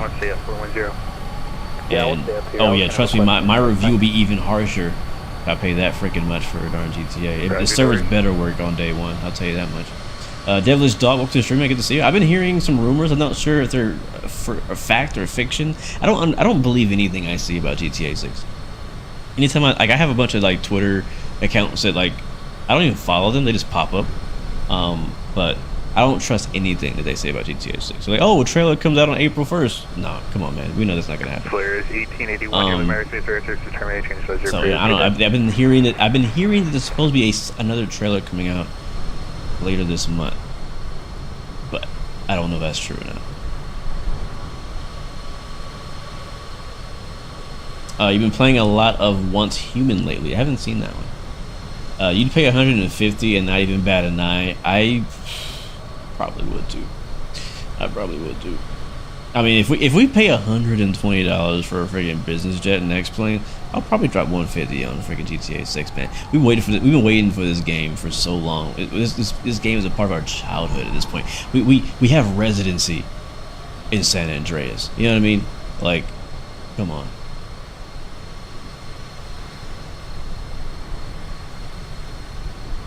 Yeah. Oh yeah. Definitely taking vacation. Many people. I think the whole world's going to shut down on release day of GTA 6. I think the whole world's going to shut down. Because all those people who grew up with GTA 5 are now working and are all looking forward to this one game. And they're all going to want to call out of work, call out of school on the day GTA 6 drops.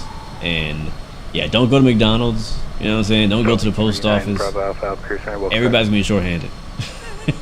Everybody's gonna be short-handed. Matter of fact, if I was a manager of a company, I would probably give everybody the week off. I would. I'm like, you know what? You're not gonna come to work anyways. Take the week off. Take a personal day, and not paid, of course. But yeah. Ubisoft pretty much failed the Assassin's Creed for its bad PR team. Also on how much they spent on sponsored videos. Still seems not popular. Yeah, how is that going?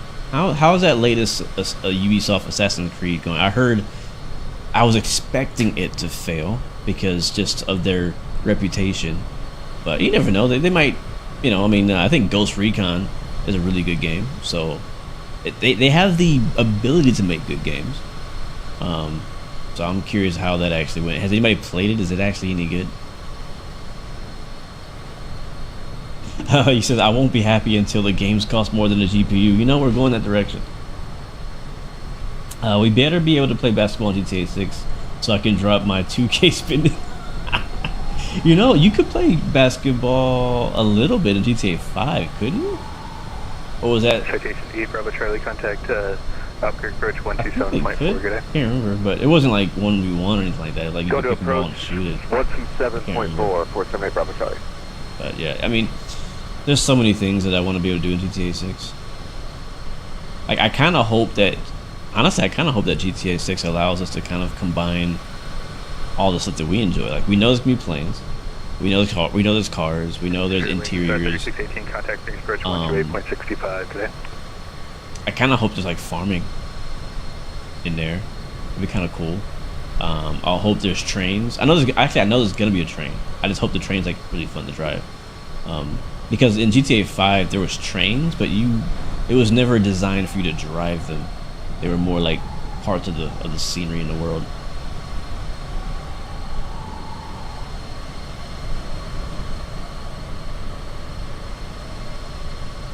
Nine to 5 work people. I have a family emergency, can't come into work for a while. Meanwhile, plays GTA 6. 357 Albuquerque, hello.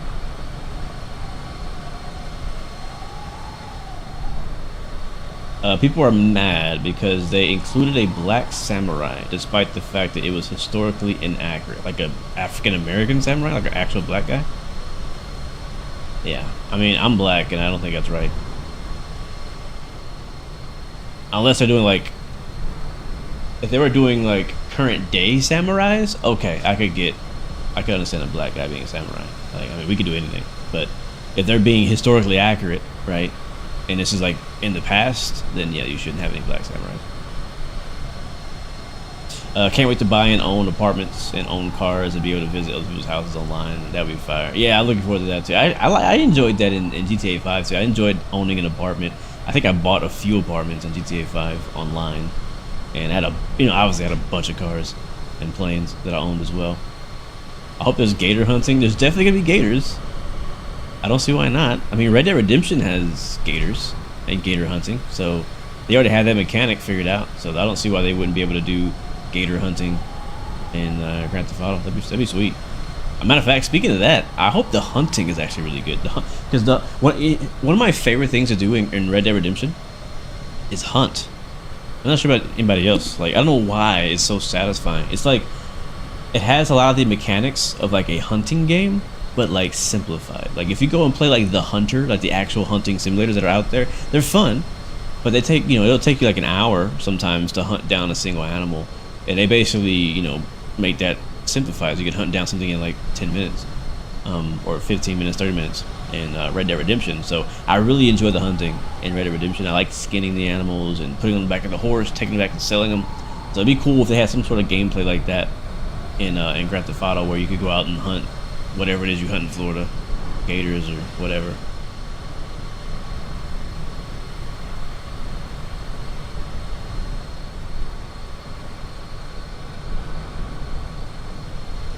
A Portuguese slave, okay.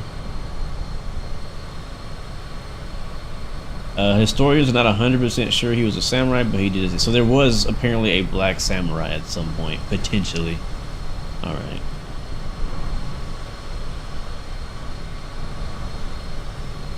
Yes, Souk Simulator.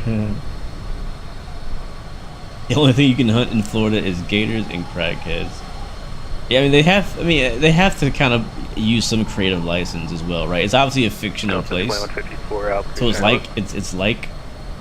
it's Florida, but you know, you could also put some deer in there. Like you can create a hunting area where like wildlife can live, because they gotta have wildlife, right? And they can't just only use Florida wildlife. I mean, they could, I guess, but I don't know. Like California, sorry, the San Andreas, which is kind of, you know, supposed to be all of California, right? So it has the mountains, so it has the animals that are out there. It also has the coastline, the beaches, things like that. I guess with the new map, it will be Florida, which is not as diverse as what California is. So, like, I guess there will be no mountains then? Because there are no mountains in Florida. A lot of rivers and swamps and stuff. Alright, I'll catch you later, man. Thanks for stopping by, bro. Hope you have a good night. Also, again, massive congrats to your stream yesterday for April Fools. Amazing. Legend.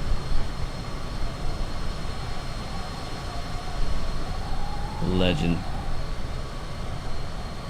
Yeah, deer, bobcats, bears, snakes, all that good stuff. All that good stuff. How we looking? How are we looking? We're still on Albuquerque Center. We're probably gonna fly out of it in a little while. We're currently flying over Amarillo, Texas, on our way to Omaha. Looks like Element's flying just ahead of us, and the Learjet at 40,000 feet. We're at 39. Actually, sorry, he's at 41,000 feet. We are at 39,000 feet. Doing Mach 0.715. We can push up the throttle a little bit, get a little bit more speed. I like to be just below the red line if I can. There is no auto throttle in this plane, unless I just don't. Is there? Is there? No, I don't think there is an auto throttle in this plane. So we just have to kind of manage our speed ourselves, which isn't that hard, especially when you're up high. But I don't want to go too slow. That's going to really extend our flight time. Yeah, no mountains at all in Florida. That's what I thought. That's what I thought.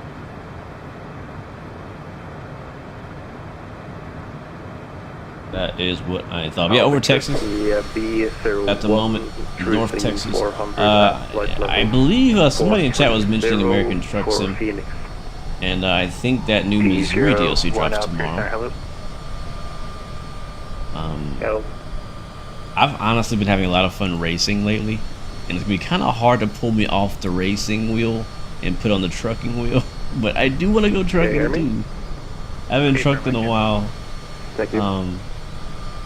and I do want to.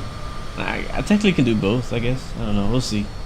We'll see how I'm feeling, how much time I got. Cass gave me a great idea on how to fix my pedal issue that I'm dealing with on my Moza racing setup. So I have not done that yet. I still need to go and try it and see if it actually works. But yeah, so it looks like in our little flight today we have Element just ahead of us. Dre is way ahead of us. He's actually over Kansas right now, so he's looking good. We're looking at about 45 more minutes left in the flight, headed towards Omaha, Nebraska. Where is Missouri?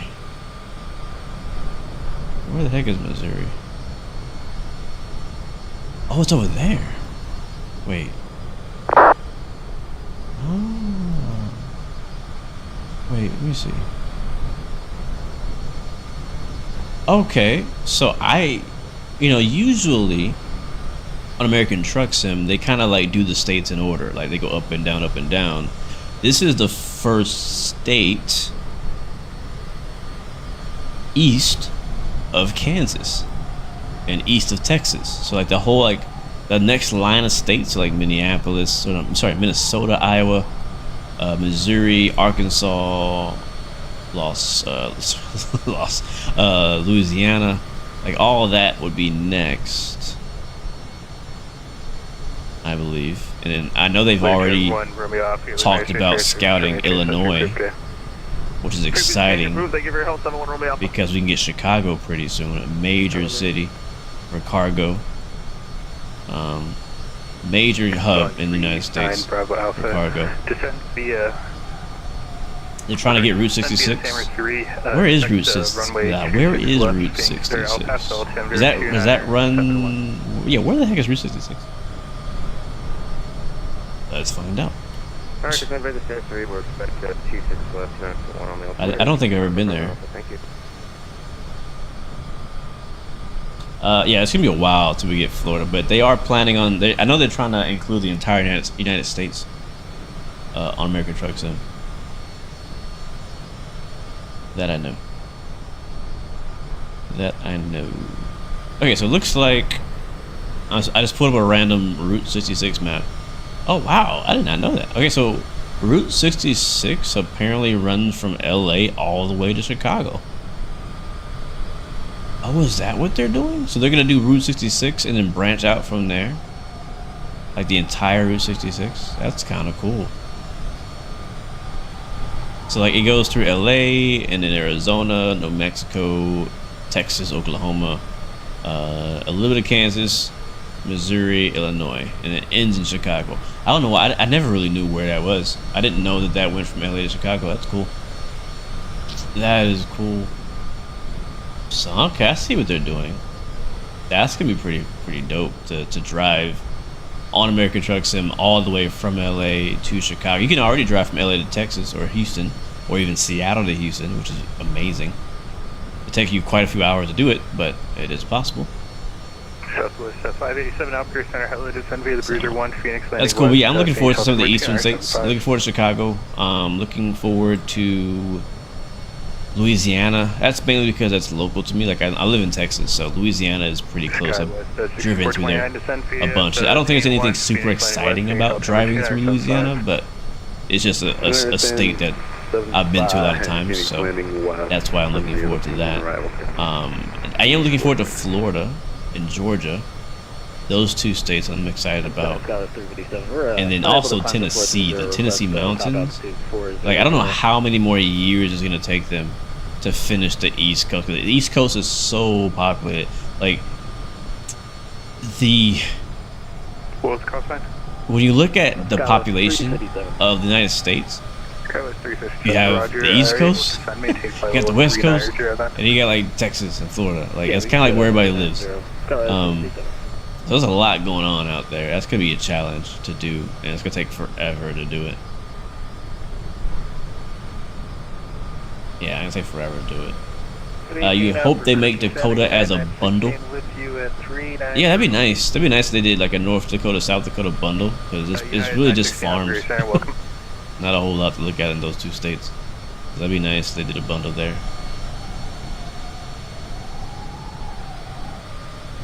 They now have 4 map teams. That's amazing. See, I want to applaud American Truck Sim. I really like American Truck Sim. I love their business model.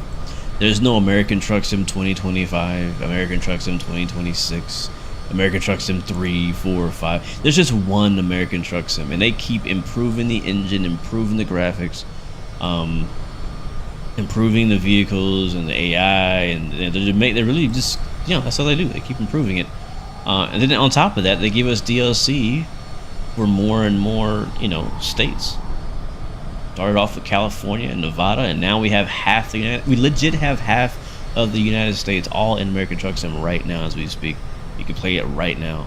and they're continuing to add more every couple of months or a few months. And honestly, it's a lot to ask, I know, and I'm not sure if it's even possible. It is possible.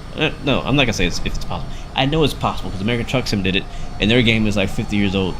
So I would like to see a train sim that takes that same model, where it's like, yo, we're gonna make this really cool train sim. Trains are really realistic, and we'll just give you states on states on states. And the same thing's happening over in Europe for Euro Truck Sim. Exact same type of thing, but except instead of states, it's countries, right? So it's probably even more challenging to create an entire country than just a state. But yeah, I really enjoy Euro Truck Sim as well, because every country really does feel like the country that they're actually mirroring. You think Houston has 10 times the population of my entire state, Wyoming? Yeah, probably. The last update improved a lot. We now have torch and hood movement. Oh, really? Yeah, I saw that there was an update. I actually did update the update, but I haven't played American Truck Sim to actually kind of enjoy or appreciate that update. And I also didn't really follow what exactly was changing, but that's good to hear that they've actually made it better and improved it. Probably broke all my mods. Yeah, probably broke all my mods. But yeah, I'm looking forward to this. What is this? Hello. I'm an actress and theatre researcher born in the UK and based in Poland. I have extensive experience in theatre and traditional choir singing, and I now work as a house artist. Oh, this is cool. My voice can best be described as deep. Oh snap, we got a new toy, chat. They have not switched my frequency unless I was talking over it.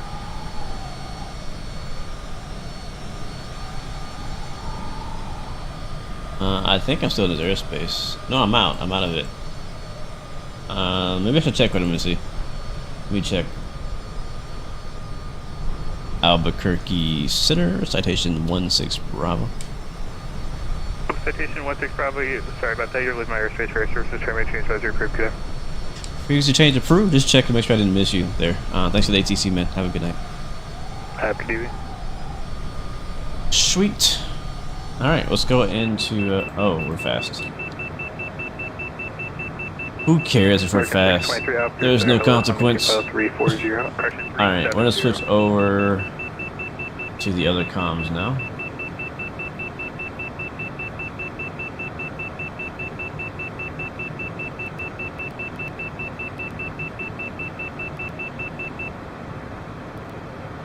I'm gonna have Albuquerque on standby though.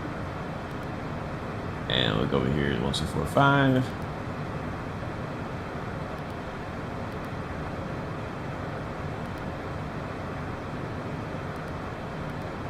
I click here.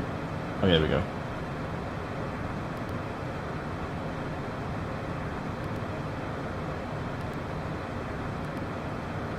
There we go. Is there a way for me to change the levels of each comm radio, just in case? I don't want to hear.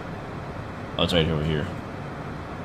Comm 1, comm 2, and I'll just lower that. Wait, that's not how it works. Looks like I can't have both on. That's fine. Let's check with the guys, see what they're doing out there.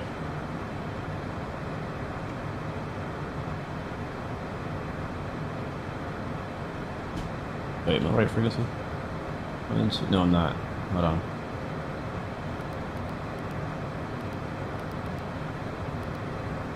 There we go. Radio check, super top secret frequency. Top secret approved. Welcome, welcome home, man. Glad you're out of prison. Yeah, we're out. Roger that. Yeah, I heard you signing off with Albuquerque, man. Ugh. How's the ride back there? That's pretty good. Pretty good. No auto throttle, but you know, doing it. Yeah, roger that. I don't have auto throttle in this thing either, but you know, we're making things happen, man. A real high without auto throttle, yes, sir. Roger that.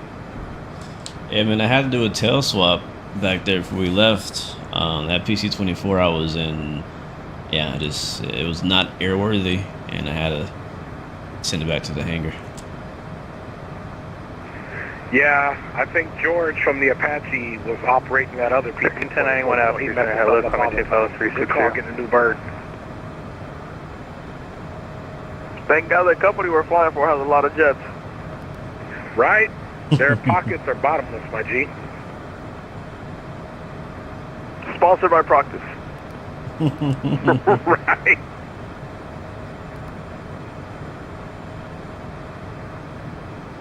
Cassian, try it, man. Did you try reinstalling everything?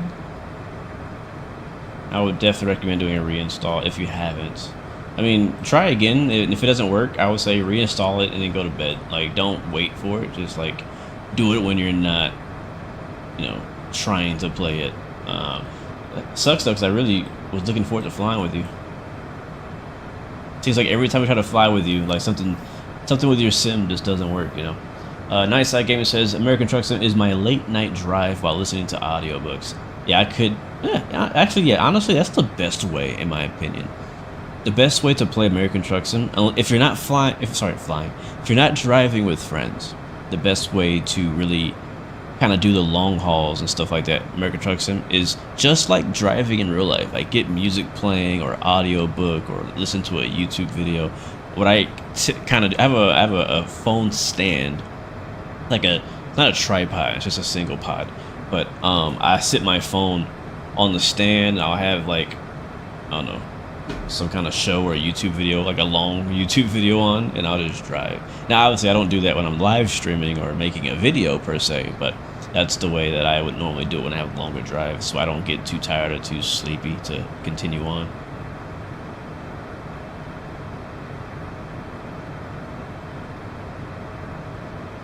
Sounds good, Cass. I'll definitely open to it, man.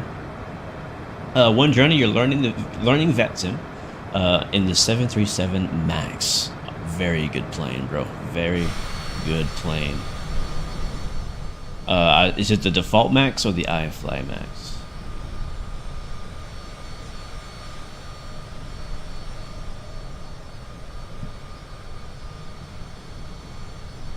Did I say diving on a YouTube video?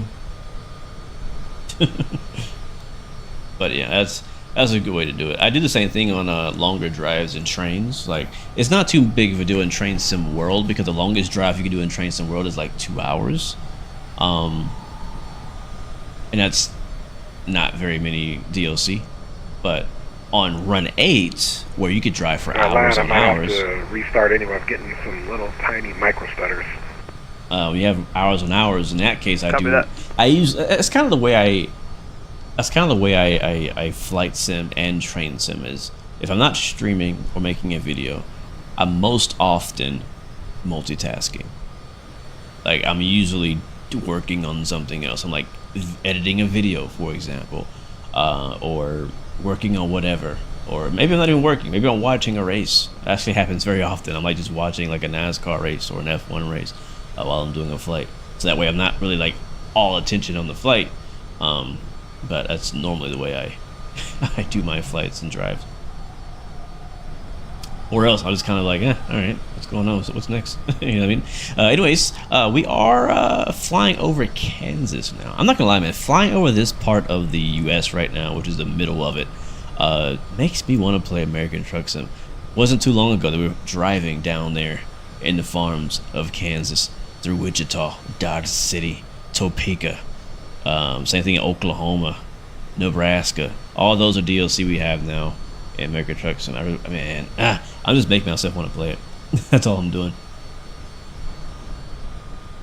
You are a grandmother of 2 loving sim gamers, so sim games for the first time in your life.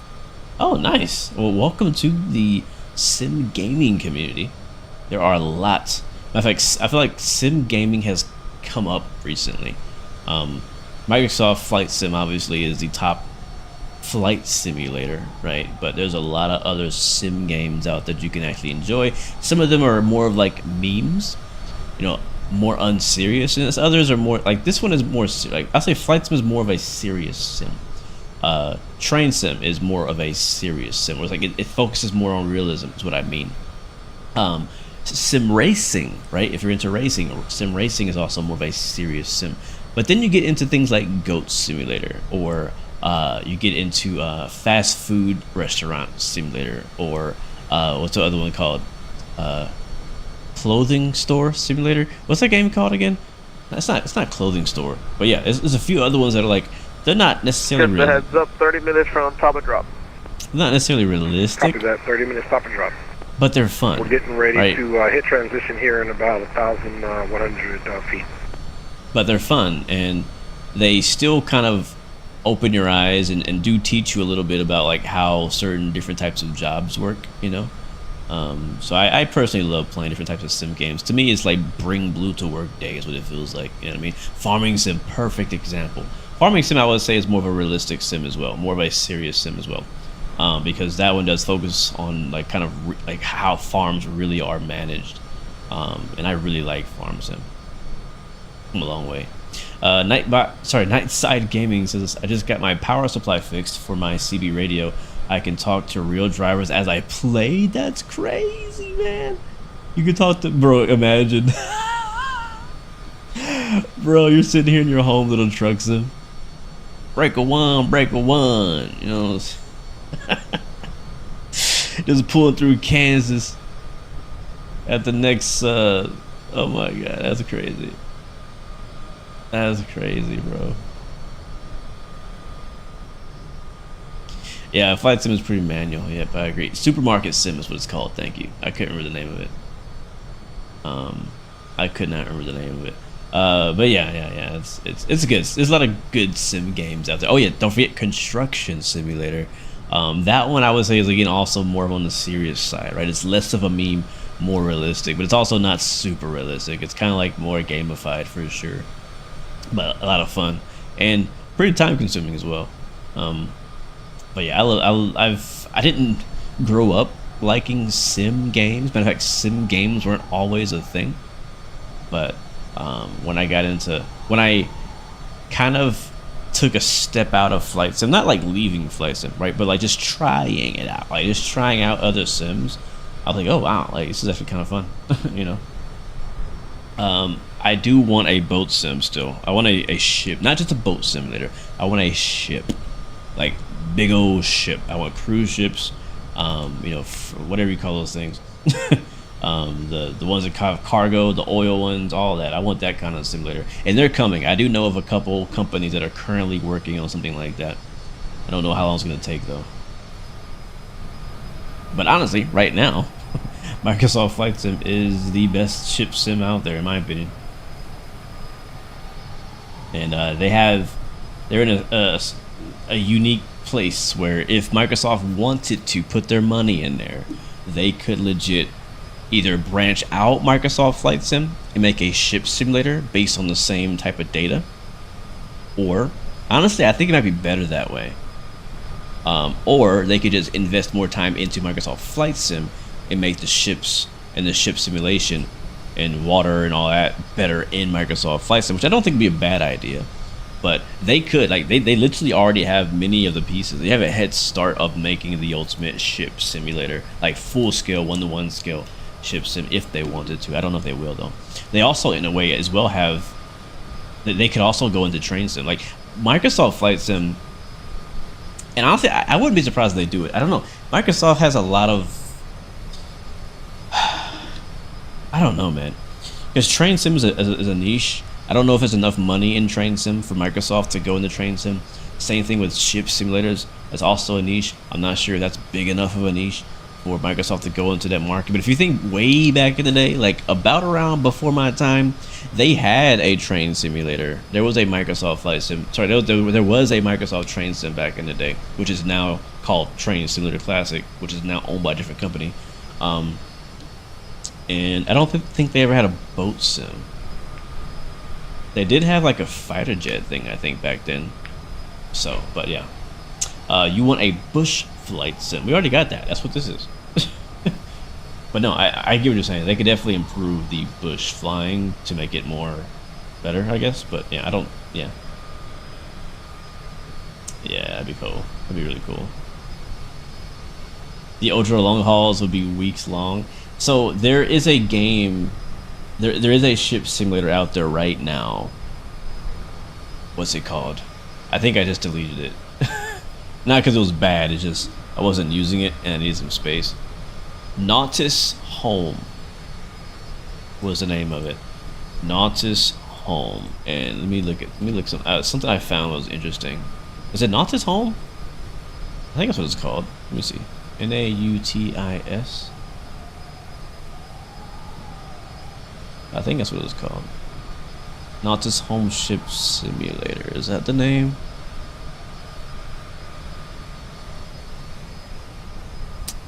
Yeah. Yeah. Is this it? I think this is it. I can't remember if this is it.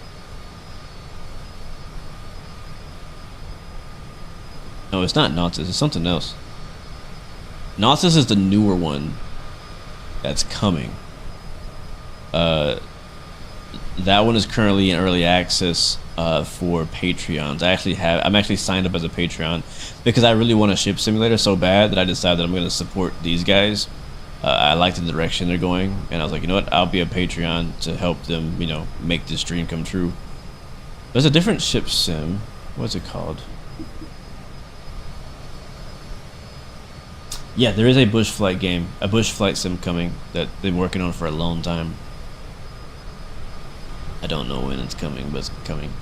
Wait, no, it is Nautis Home. It is. Nautis Home is what it's called. Okay, so I was right. Anyways, so there's like a whole modding community for it. It's kind of dead now. Or maybe it's not. I don't know. But I could have swore I saw some YouTube videos of people doing like 14, 15 hour long videos of driving across like the Atlantic Ocean and stuff like that. Like, they're obviously speeding up time, but even when speeding up time, it still takes them like 15 something hours to get, you know, to London from JFK or whatever. Man, I can't find it, but I remember seeing a video. It was long. Oh, here, this is an hour. But yeah, so there's that one, Nautis Home, but the one that's most recent that they're working on, that's for Patreon, is called Navis Master, I think is what it's called. That one I have already. It's in early access. It looks pretty solid. The ships themselves look really good. The water looks really good. The scenery looks like crap, like the actual like islands and stuff. But I think they're working on making that better. I think it's just placeholder at the All right, boys. I'll be monitoring boom boom room, switching over to CTAP. Copy that, man. Have a safe landing. What's up, Harry? Thank you, brother. What's up, Harry? Alright, so guys, let's check in on our flight. We are... Volanta showing us about 23 minutes out. We're currently flying over Kansas still. And if you're just joining us, we are going to Omaha, Nebraska. Kilo Oscar Mike Alpha. Looks like we're speeding again. I really don't care, to be honest with you. It's not hurting our plane in any way. It's just making a really loud, annoying sound. And as long as we're outside, it doesn't bother us. So it's showing that we're 100 miles from top of the sun. What yoke am I using? I'm using the Honeycomb today. The Honeycomb Alpha yoke today.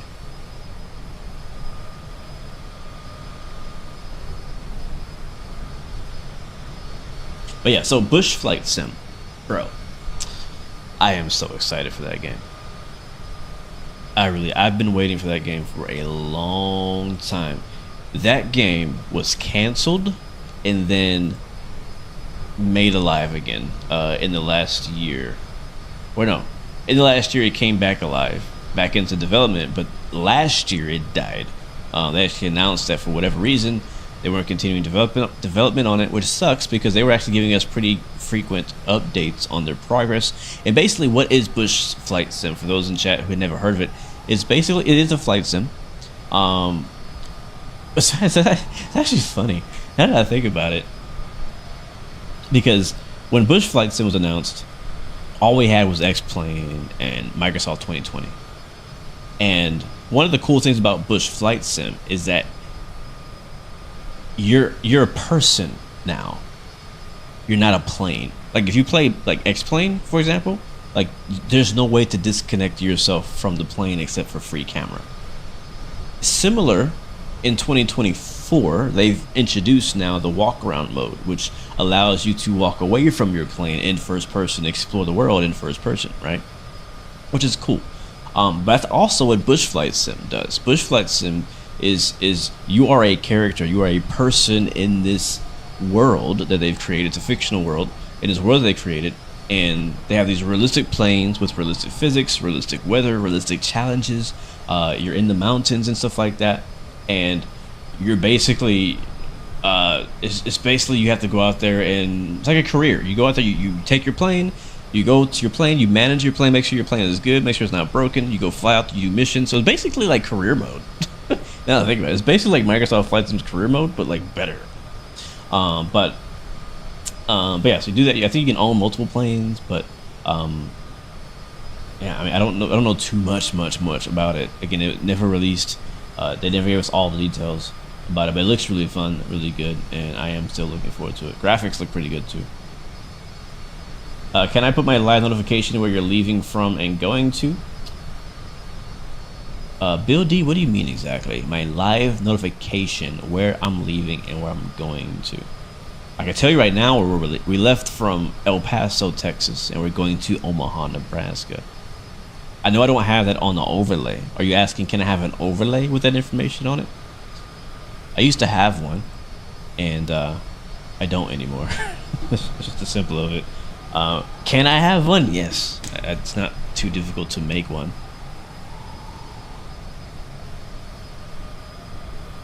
But yeah.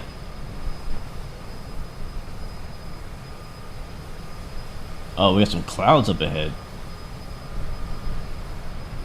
What's the weather in Omaha? Hey, Element, you know what the weather is up ahead in Omaha? Stand by, I got you. We'll see what they say about that. METAR Omaha showing 2909, 10 statute miles, visibility broken, 4,700, temperature 82.03, altimeter 2967. Cool, thanks. So, another thing,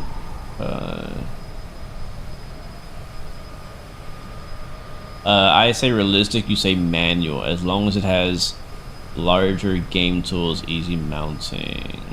What are you looking for exactly, One Journey? You looking for some hardware, like some flight controls you want to use? Is that what you're asking about? I think he means by when stream starts to have notification of where you are and heading to.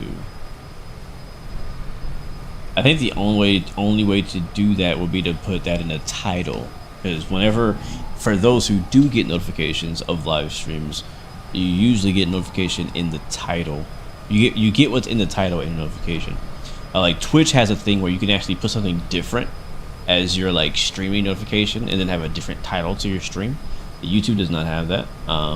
It'll just basically notify you that, hey, this person is live or posted a video, and this is the name of the video. That's kind of how YouTube works. You found an interesting game. Yes, Seafarer as well. I did see a trailer of that. I'm looking forward to seeing how that turns out.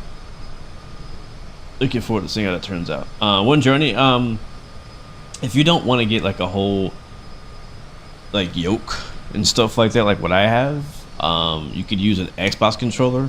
You can fly with that. There's also a specialty made flight controller made by, man, I'm gonna forget the name. Starts with a Y, I think. I made a review on my channel of it. I can't remember the name of it, but there's a specialty controller that has like throttle levers on it, and like, you know, like it actually is made for flight simming. So there's that. If you don't want to have a whole control set, I believe Honeycomb also announced, another developer, they also announced Y'all-Man. Thank you. It's called the Y'all-Man. Honeycomb also announced that they're going to attempt to make something like that as well. You only like the large controller? Gotcha. But yeah, get you a joystick or a yoke or something like that from Honeycomb, Thrustmaster, Windwing, Virpil, all those guys.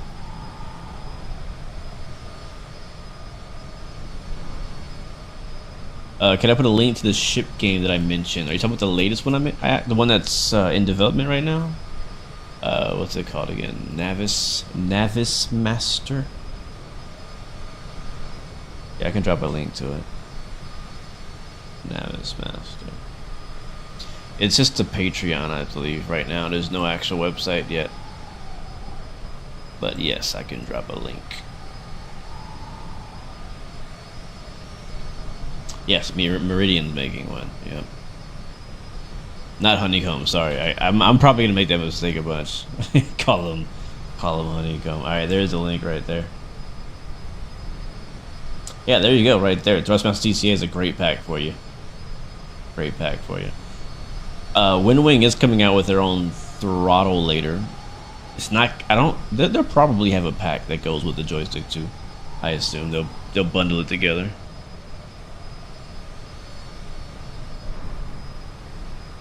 But yeah, man. I say I want a ship simulator, but like, how much would I really enjoy a ship simulator? Let's just be all the way honest. Like, the idea of a ship sim is exciting, in the same way the idea of a train sim is exciting, or in the same way as a long haul. You know, the idea of a long haul is exciting until you're sitting there for 14 hours, right?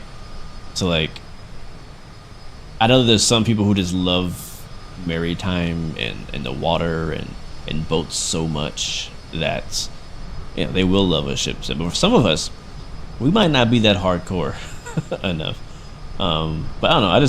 I've always wanted a ship sim to kind of understand just how shipping worked a bit more, and I might actually like it. In the way that I tried train sim, that's why I got into train sim. I was just curious of, you know, how trains worked and what's actually happening out there on the railroad, and I ended up, you know, really enjoying it, and I've been playing for years now.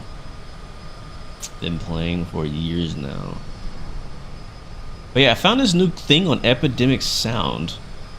Let me try something real quick. ChatGPT. Let me try something real quick. I'm gonna try this AI thing. It's not say intentions, it's just ChatGPT. I'm actually gonna ask ChatGPT to write me a descent announcement. Can you write a descent announcement? Wait, hold on, no, I'll tell you. So I am flying. You gotta be specific, right, and logical with these AI programs now. So I am flying a citation CJ4 from El Paso to Omaha. How do you spell Omaha? Omaha? Yeah, that's how you spell it. El Paso to Omaha, Nebraska. And 16 Bravo, I'm showing 13 minutes for my top of drop, so probably about 20 for you. Copy that, appreciate it. I do have Grok. ChatGPT was the first thing I got on my PC. So I actually use Grok more now than ChatGPT, but I just happen to have ChatGPT up. So I'm basically, what I'm trying to do is I'm trying to get them I'm trying to create like a flight attendant like descent announcement. But I want to give some context. So I'm flying a citation CJ4 from El Paso to Omaha, Nebraska, and we will be descending in 15 minutes. Can you create a flight attendant? Be specific, actually, because there's regular flight attendants and there's also like business jet flight attendants. So we'll do, can you create a business jet flight attendant descent announcement? Boom. That's what he says.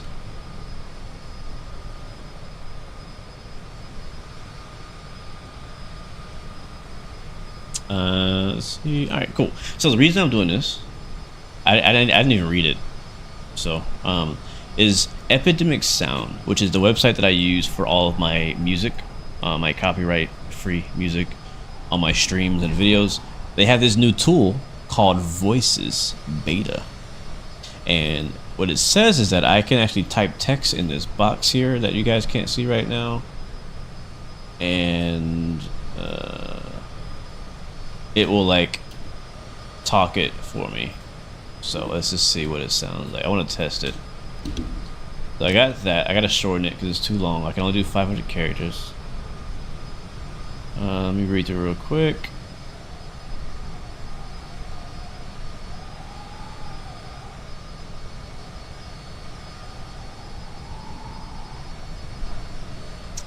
What's the weather? It's asking me to put the weather in here.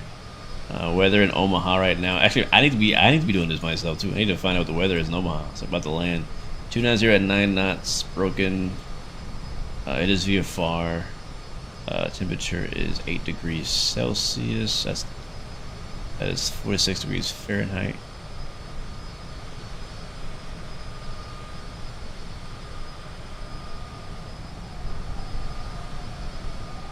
It's about 46 degrees.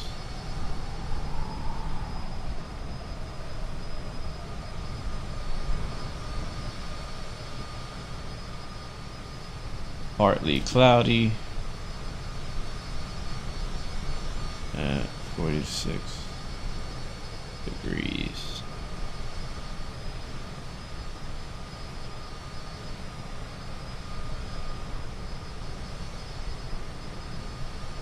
I gotta get rid of like 200 characters.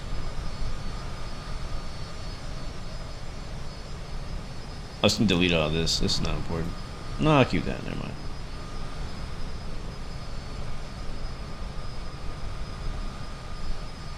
Oh man. Okay, I'll delete this. Fine. Wait. I'm still over the limit. So it's really limited, this tool. It only lets me use 500 characters, so I gotta delete like most of my stuff here. Jesus. I'm gonna choose a voice. We'll choose Helen, I guess. And delete that too.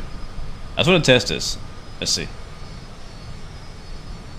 Wait, do I have to pay for this? You have 500 credits left. 1 credit equals 1 character of voice over text. Renews April. Oh, maybe I don't want to do this. I don't want to. Maybe I don't want to do this. Yeah, I think. Yeah, okay. I'm never gonna use this. They're charging you. I have to buy more credits away for them to roll over, and I only get 500. So if I do all this, I lose all my credits for the whole month. And I'm just playing with it. I'm just gonna click this thing, and we can hear what it sounds like. Hello. I'm a seasoned voice artist and actress based in Atlanta, Georgia. C-Bar, what's the stream? I've worked with clients ranging from small business owners to tech giants, and I've lent my voice to TV, radio, and more. My voice is best described as warm, engaging, and adaptable. Oh shoot, I think we missed our top of the scent, guys. There's no way we missed it. I mean, there is a way. Yeah, we did miss it. We did miss it. Oh yeah, we're above. We are above. Alright, let's bring our altitude down. You haven't missed top of the set yet, you're good. That's what my screen says. I missed it. Yeah, my screen says I missed it. It says I'm above. Actually, yeah, you probably have a different profile. We'll do 11,000 feet. I'm gonna hit VNav again, see if it does anything. Might have to descend manually. Oh no, there it is. I think it's doing it. No, it's just turning.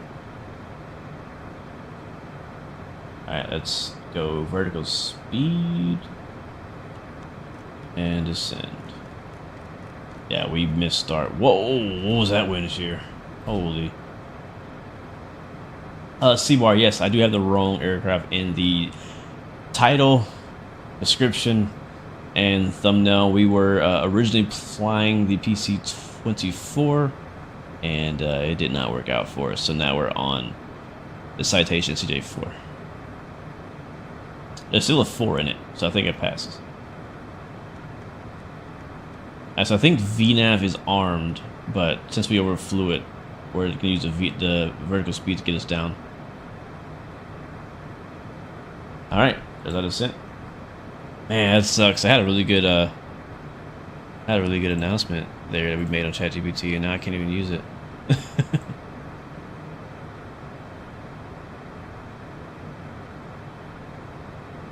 Can't even use it. Have they added interior working doors to the Embraer Longitude in FS 2024? Yeah, you're right. My VNAV is calculated 3,000 feet per minute, so that makes a lot of sense. Yeah, I think you missed yours too. How far are you guys out? Are you guys, how far are you out from the field? Stand by, I'll let you know. Showing about a little less than 10 minutes. Okay, copy that. I'll be here standing by. I don't think you guys will be stuttering as long as the world isn't moving. So I'll get you guys coming in, and I'm going to have to figure this stuttering out. I don't think I'm going to do the next leg, man. I need to figure this computer out. No problem, man. We'll figure it out when we get down there. Copy that. All right, chat, we are in our descent. Let's start, briefing and all that. Make sure we're good to go. So we are descending via the TMO 1 RNAV arrival. We are overhead of Nebraska as we speak. Inbound from the south. It'll be basically a straight-in approach for the most part. All right, I'll be listening for your calls. I'll be out of the cockpit for a few seconds. I'll talk to my wife if she goes to sleep. And for runway 32 left for the RNAV. Bottom altitude will be 2,000. So there is no auto throttle in this plane, so we're managing that ourselves. There is a VNAV in a way. As you can see right here, it's like a little pink dot showing us where we should be descending. This diamond right here is where we should be. Our altitude should be out as well. But we overflew that. I'm going to pull the power pretty much all the way back here, because I don't know if we're going to make it. We might have to do a hold at some point. Oh, we'll get the weather though. We were just looking at that. The weather in Omaha is showing 290 at 9 knots. It's good for our direction of flights. Visibility about 10 miles. Fuel at 4,700. Temperature is 82.2. 2970 is the. That's gonna be the barrel. I'm gonna put that in now. 2970, that's in and sets. And I'm just gonna go ahead and drop that on there right now. Good, good. We'll go ahead and sync our heading again. Alright, I'm Vector. I'm about to set myself up for this ILS. Yeah, it's gonna be tight. It's gonna be tight. Is there like a approach page in this FMS? Let's see. Earth approach, yeah. Omaha, there's the wind. Let's go ahead and do that. So I just said it was 290 at 9. 290/9. That works. Perfect. We'll clear that out. Outside air temperature I said was 8 degrees Celsius. And there's our QNH 29070. It already knows. 32 left. The rest of that looks good. It is a dry runway. Yeah, we'll clear that out. Sweet. What's on the next page? Anti-ice will be off. VREF 99 and approach speed 105. We'll send that to our PFD reference. We are flying over the farms of Nebraska.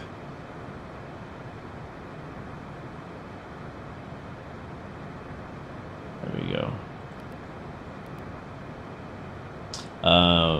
You know what the CTAF is over there? CTAF is 132.1. 132.1, got it. Alright, that's in there. That is in there. Again, guys, we're doing the RNAV approach 32 left. Yeah, I don't know if we're gonna make this this vertical track here. What altitude are we supposed to be at? We might be alright. Alright, set the altitude to 4,000.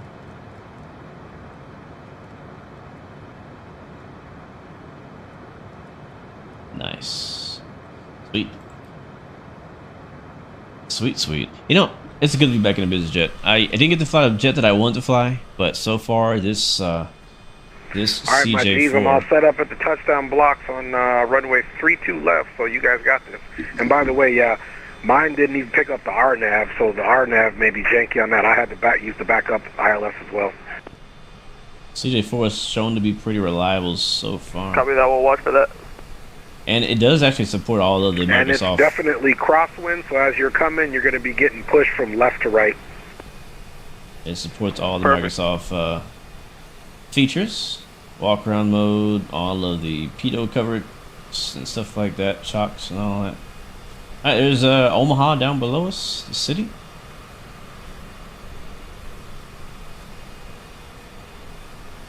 Right next to the river. Here comes 13,000 feet.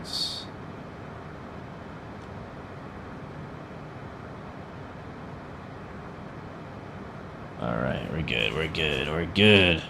Alright, what do you guys think? I think we got it. I'm not worried about this.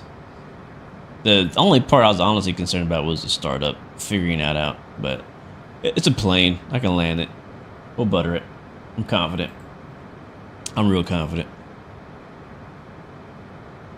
I'm real confident. Let's see. I'm going to also get the ILS on backup as well. Those guys are saying there might be an issue with the RNAV approach. So I'll see if I can grab the 32 left ILS just in case. There you are. Let me see, let me see. Alright, it's gonna be on... I can't even read that.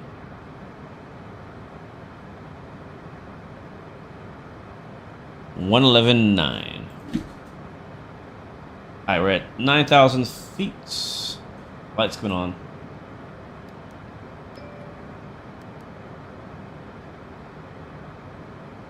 Alright, let's see what else. Let's see what else. What else? Let's go down here to our tune, and we'll tune in the ILS.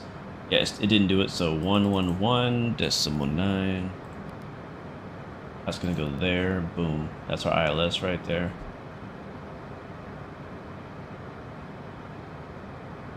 Other than that, I think we're all good in the hood, chat. Approaching Bark, where we need to be at 4,000 feet, and I think we're actually gonna make it. Matter of fact, we're actually on VNAV. We've actually intercepted the VNAV path now, so we're actually flying via the VNAV down now. And I'm actually going to change my altitude down to 2,000 feet, which is below the VNAV altitude, but it's fine. It should stop there. We'll see. Be a good test to see if it actually stops it. Keep our speed up, though. We're still about 13 miles away from the airport. Let's go and hop on CTAF, and we'll check in with those guys.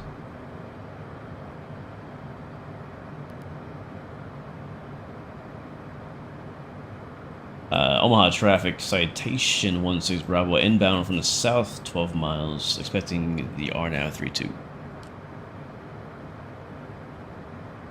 And Omaha traffic, Learjet 71 Romeo Alpha is also inbound from the south about 15 miles inbound for the RNAV 32 left in the direct Q pod. Are we in front of you? And no, you're in front of me off to the left.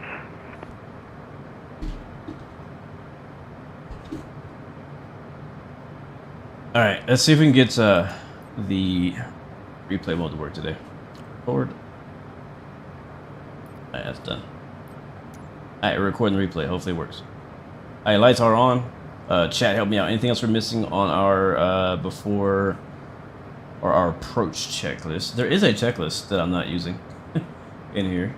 If I click on checklist, I think. Where's it go?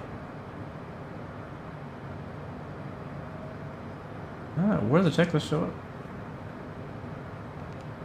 Doesn't do anything. What about this one? Doesn't do anything. Okay, well, I thought there was a checklist in here. I guess not. Alright, where we at? We'll hide this for a quick second. And speed's 210-ish. Sending down to 2,800 now. We're on a left base. And company traffic. Advise once you've intercepted, we'll join the ILS. Sorry, the RNAV after you.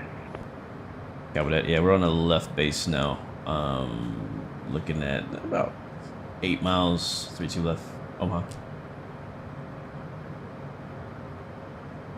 I do not have the field just yet. That might be the field. Oh, is that the field right there? Oh my God, it is. That's, yeah, we're close. We're close. All right, gears coming down. Sometimes the RNAVs throw me off because they do bring you into the airport a lot closer. Sometimes you're not expecting it. Yeah, that's the airport right there. That's our runway. Altitude. Right there. All right, flaps coming down. Gear is down and we get 3 green indicating. No XP belly landings tonight.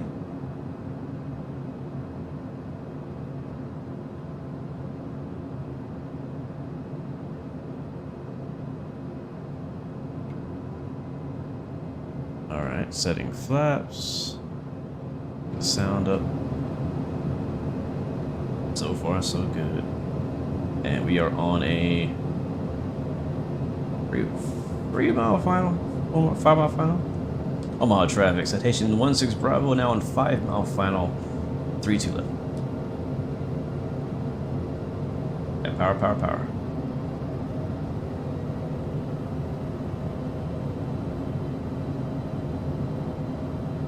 All right, my controls. Autopilot. Omaha traffic, white-red, Learjet 71 Romeo Alpha is joining the RNAV 32 left direct Q-pod now for Omaha.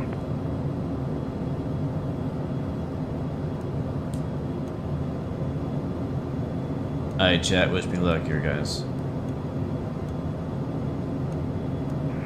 Alright, happy landing, boys. All eyes on you, waiting for you to break through the clouds. We're getting some gusts down here a little bit over these trees. Or I think we hit like a, I like to call them hot pockets with their thermals. I think we hit a hot pocket or a thermal right there.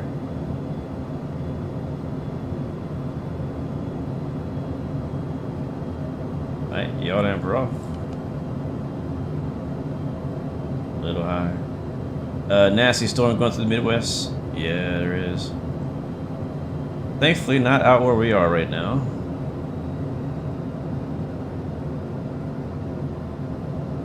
I've actually, I keep forgetting, I actually worked at this airport for a week. I did TDY out here.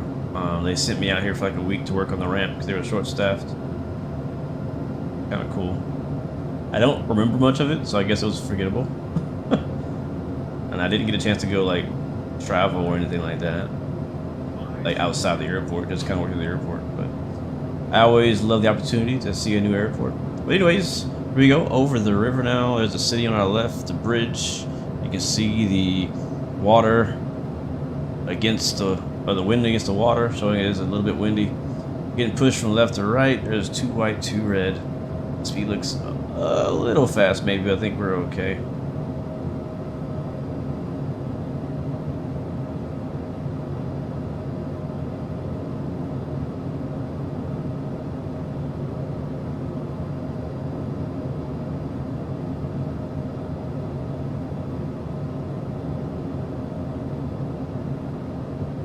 Pull up. And there's a float. Welcome to Microsoft Flight Sim. Oof. Oof. Not pretty, but we made it. And rollouts. I don't know if this thing has like speed brakes. Nice job, nice job. And Omaha traffic, Learjet 71 Romeo Alpha is now on a about 7-mile final, runway 32 left for Omaha. Alright, he's 7 miles out. It means we have time. I don't know where the FBO is. Over there.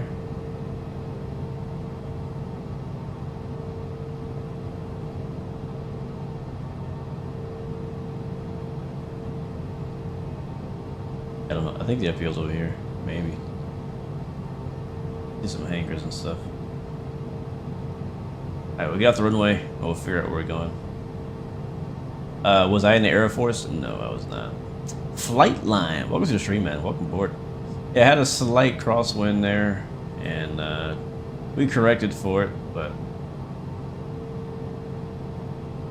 yeah, Element's flying with us. He's on the final now.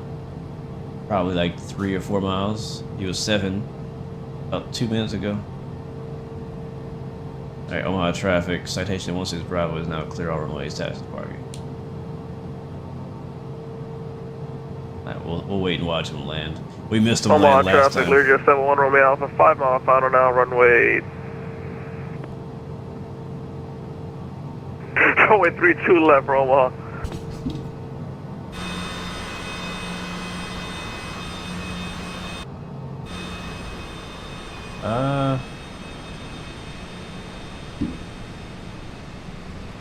I mean, oh, that's FedEx over there. That's not an FBO. Train simulator driver, welcome to the stream, man. At work, just dropping in to say hi. Thank you, man, for hanging out, bro. Thanks for stopping by. Have a good day at work. Alright, there's a business jet right there. Oh, wait, that's him right there. That's Dre. We'll go park next to Dre. I do want to catch Element's landing. So we'll wait. We'll wait. I believe this Omaha is made by Vertical Sim, if I'm correct. I haven't been out here in a long time. It does 6 steps from Southwest Airlines flights. Delta. I think when I was here, I did Delta and Frontier. That's basically the only planes that I served was Delta and Frontier when I worked at the airport. That's good. That's good, sim driver. That's good, man. Alright, we're waiting for our final member to fly in. Just got here. Where's the PC-24? It is back in the hangar, bro. That thing is not airworthy. Not airworthy. It is not safe to fly. Omaha traffic, Learjet 71 Romeo Alpha, 3 mile final now, runway 32 left for Omaha. You were 3 mile final 10 minutes ago. Yeah, this is giving me the wrong distance, but we're 3 miles now. Blue said what I was thinking. I was reading the distance to the Faithon fix, not the actual runway. Roger that. I know half so far. Yeah, it is disappointing. My man was on a 3 mile, 20 mile final. I was looking forward 2 miles now, short final. I was looking forward to flying a PC-24 as well. Like, really looking forward to it, so I was definitely disappointed that we got into it and could not get her off the ramp. She would not, yeah, it just didn't work out. If you want to see, I'm going to leave all that in the stream. You can rewind it back to the beginning where I attempted to get it going 3 times. I think it would have worked on our first attempt, but yeah. Not so good luck for us today. I'm kind of glad that it did happen, because if it had worked, I would have probably been misled to think that it works all the time. Alright, let's go ahead and do that and watch Element on his landing on the short final. Where am I? Where am I? Where the heck is my camera? Oh, here we go. Here we go. Where's he at? Where is he at? Yep, 3-2 left in Omaha flight line.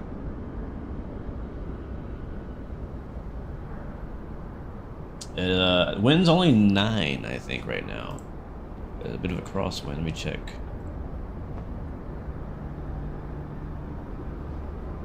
Wait, did he land? Did I miss him?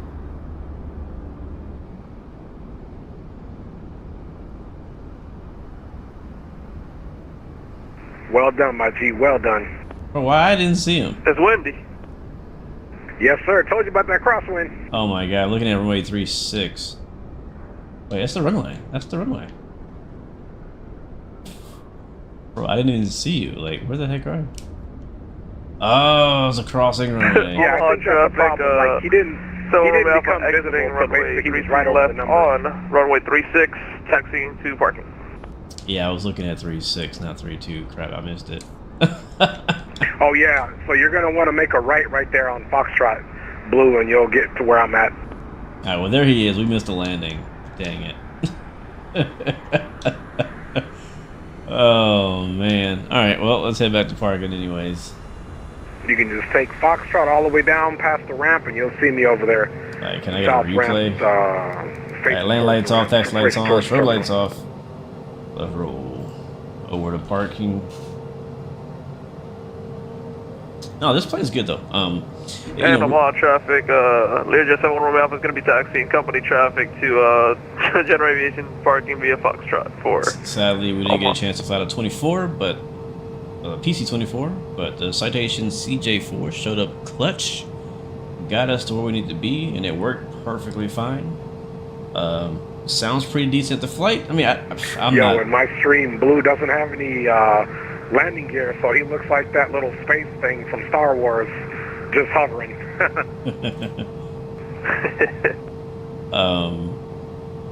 Yeah, it's okay. I mean, I don't love it still. I don't love this plane, but it's decent. It's decent. I'm not one to talk about the flight model of a citation. I've never flown one of these before, but it definitely felt pretty twitchy. But on takeoff, I think the reason why I felt so twitchy is because I rotated too late, and so the plane started basically just kind of like hydroplaning or gliding really badly.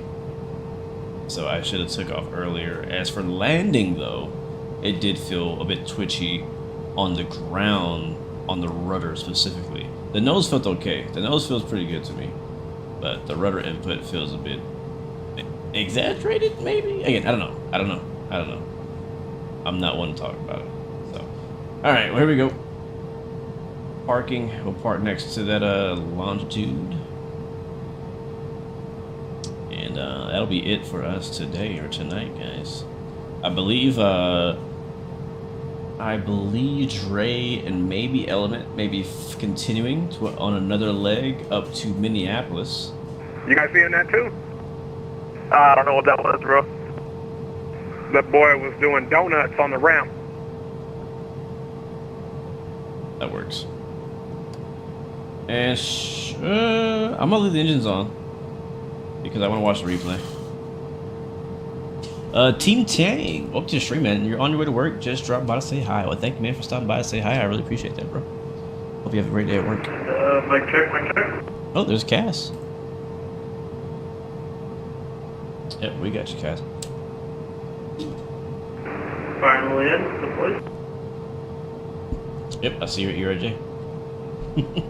Well, I want to see how you go, but I'm glad you can see me. All right, let's see what our land rate was on that, and I'll watch the replay. Yeah, GF, man. That sounded weird. I'm never saying that again. 200 feet per minute, which is unacceptable in a citation. All right, I probably still fly along here in a little bit to the next leg, but I'm gonna go ahead and stop the stream. And I think it might have been a process. I'm moving my track IR left and right, and it doesn't seem to be stuttering, but I won't be able to tell until I turn the plane on and start moving. So I'll shut the stream off. I'll meet you on Discord. Copy that. See you there. Roger that. All right, we're gonna hop off of that, Tim. And big shout out to Dre and Element, Cass, and those who flew with us in the flight today. And also big shout out to chat for hanging out with us on this flight. We're gonna hop off of that sim and see, and we're gonna try at least to watch the replay. Which I don't know. I'm not that proud of that landing, to be honest with you. I'm really not that proud of that landing. I'm not too excited to watch it, but it is working, of course. And if it works when I have a good landing, but when I don't have a good landing, it's like, yeah, let's go show everybody how bad your landing was. All right, here we go. What's the outside view?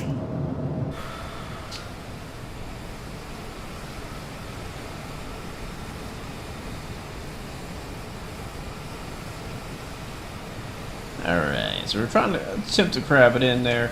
It was pretty smooth there. It wasn't like super turbulent or choppy. So that's no excuse for me there. Let's see, how did I do this? Came down, I flared fairly, yeah, look at that, big balloon, and then we just smacked it down. and my gear is like missing.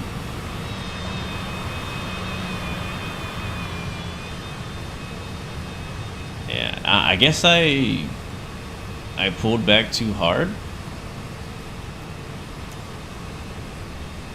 At least that's what it looks like. Bro, what's up with the LOD, man? Like, my wheels keep popping in and out.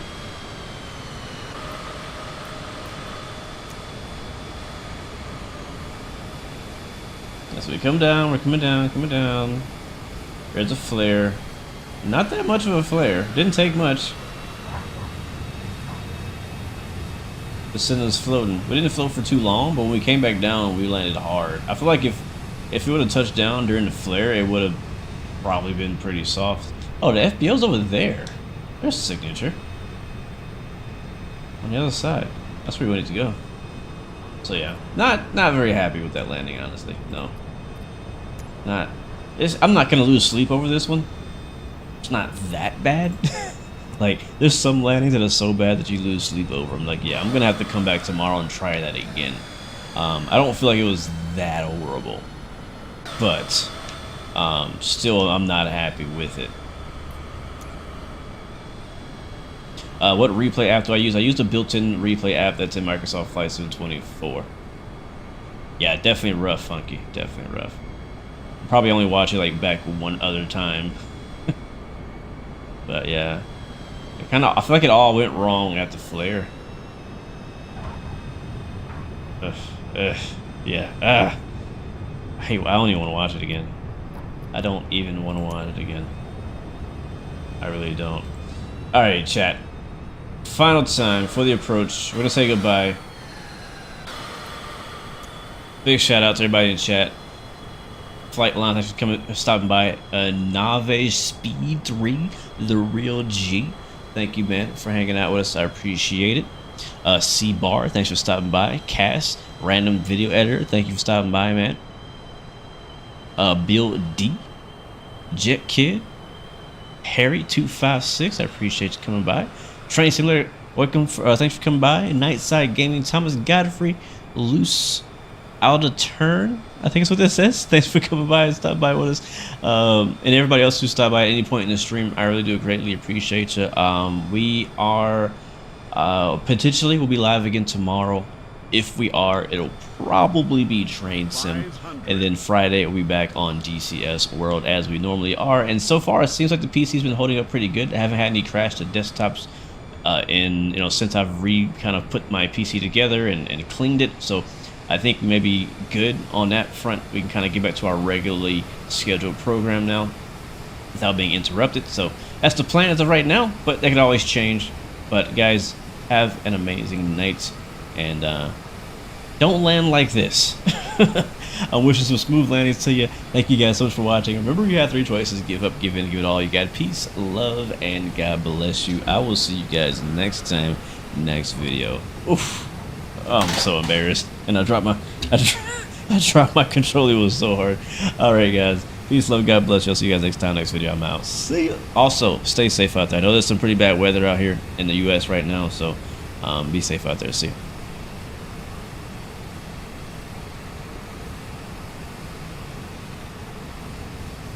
Bro, where's my gear? Somebody tell me where my gear is at.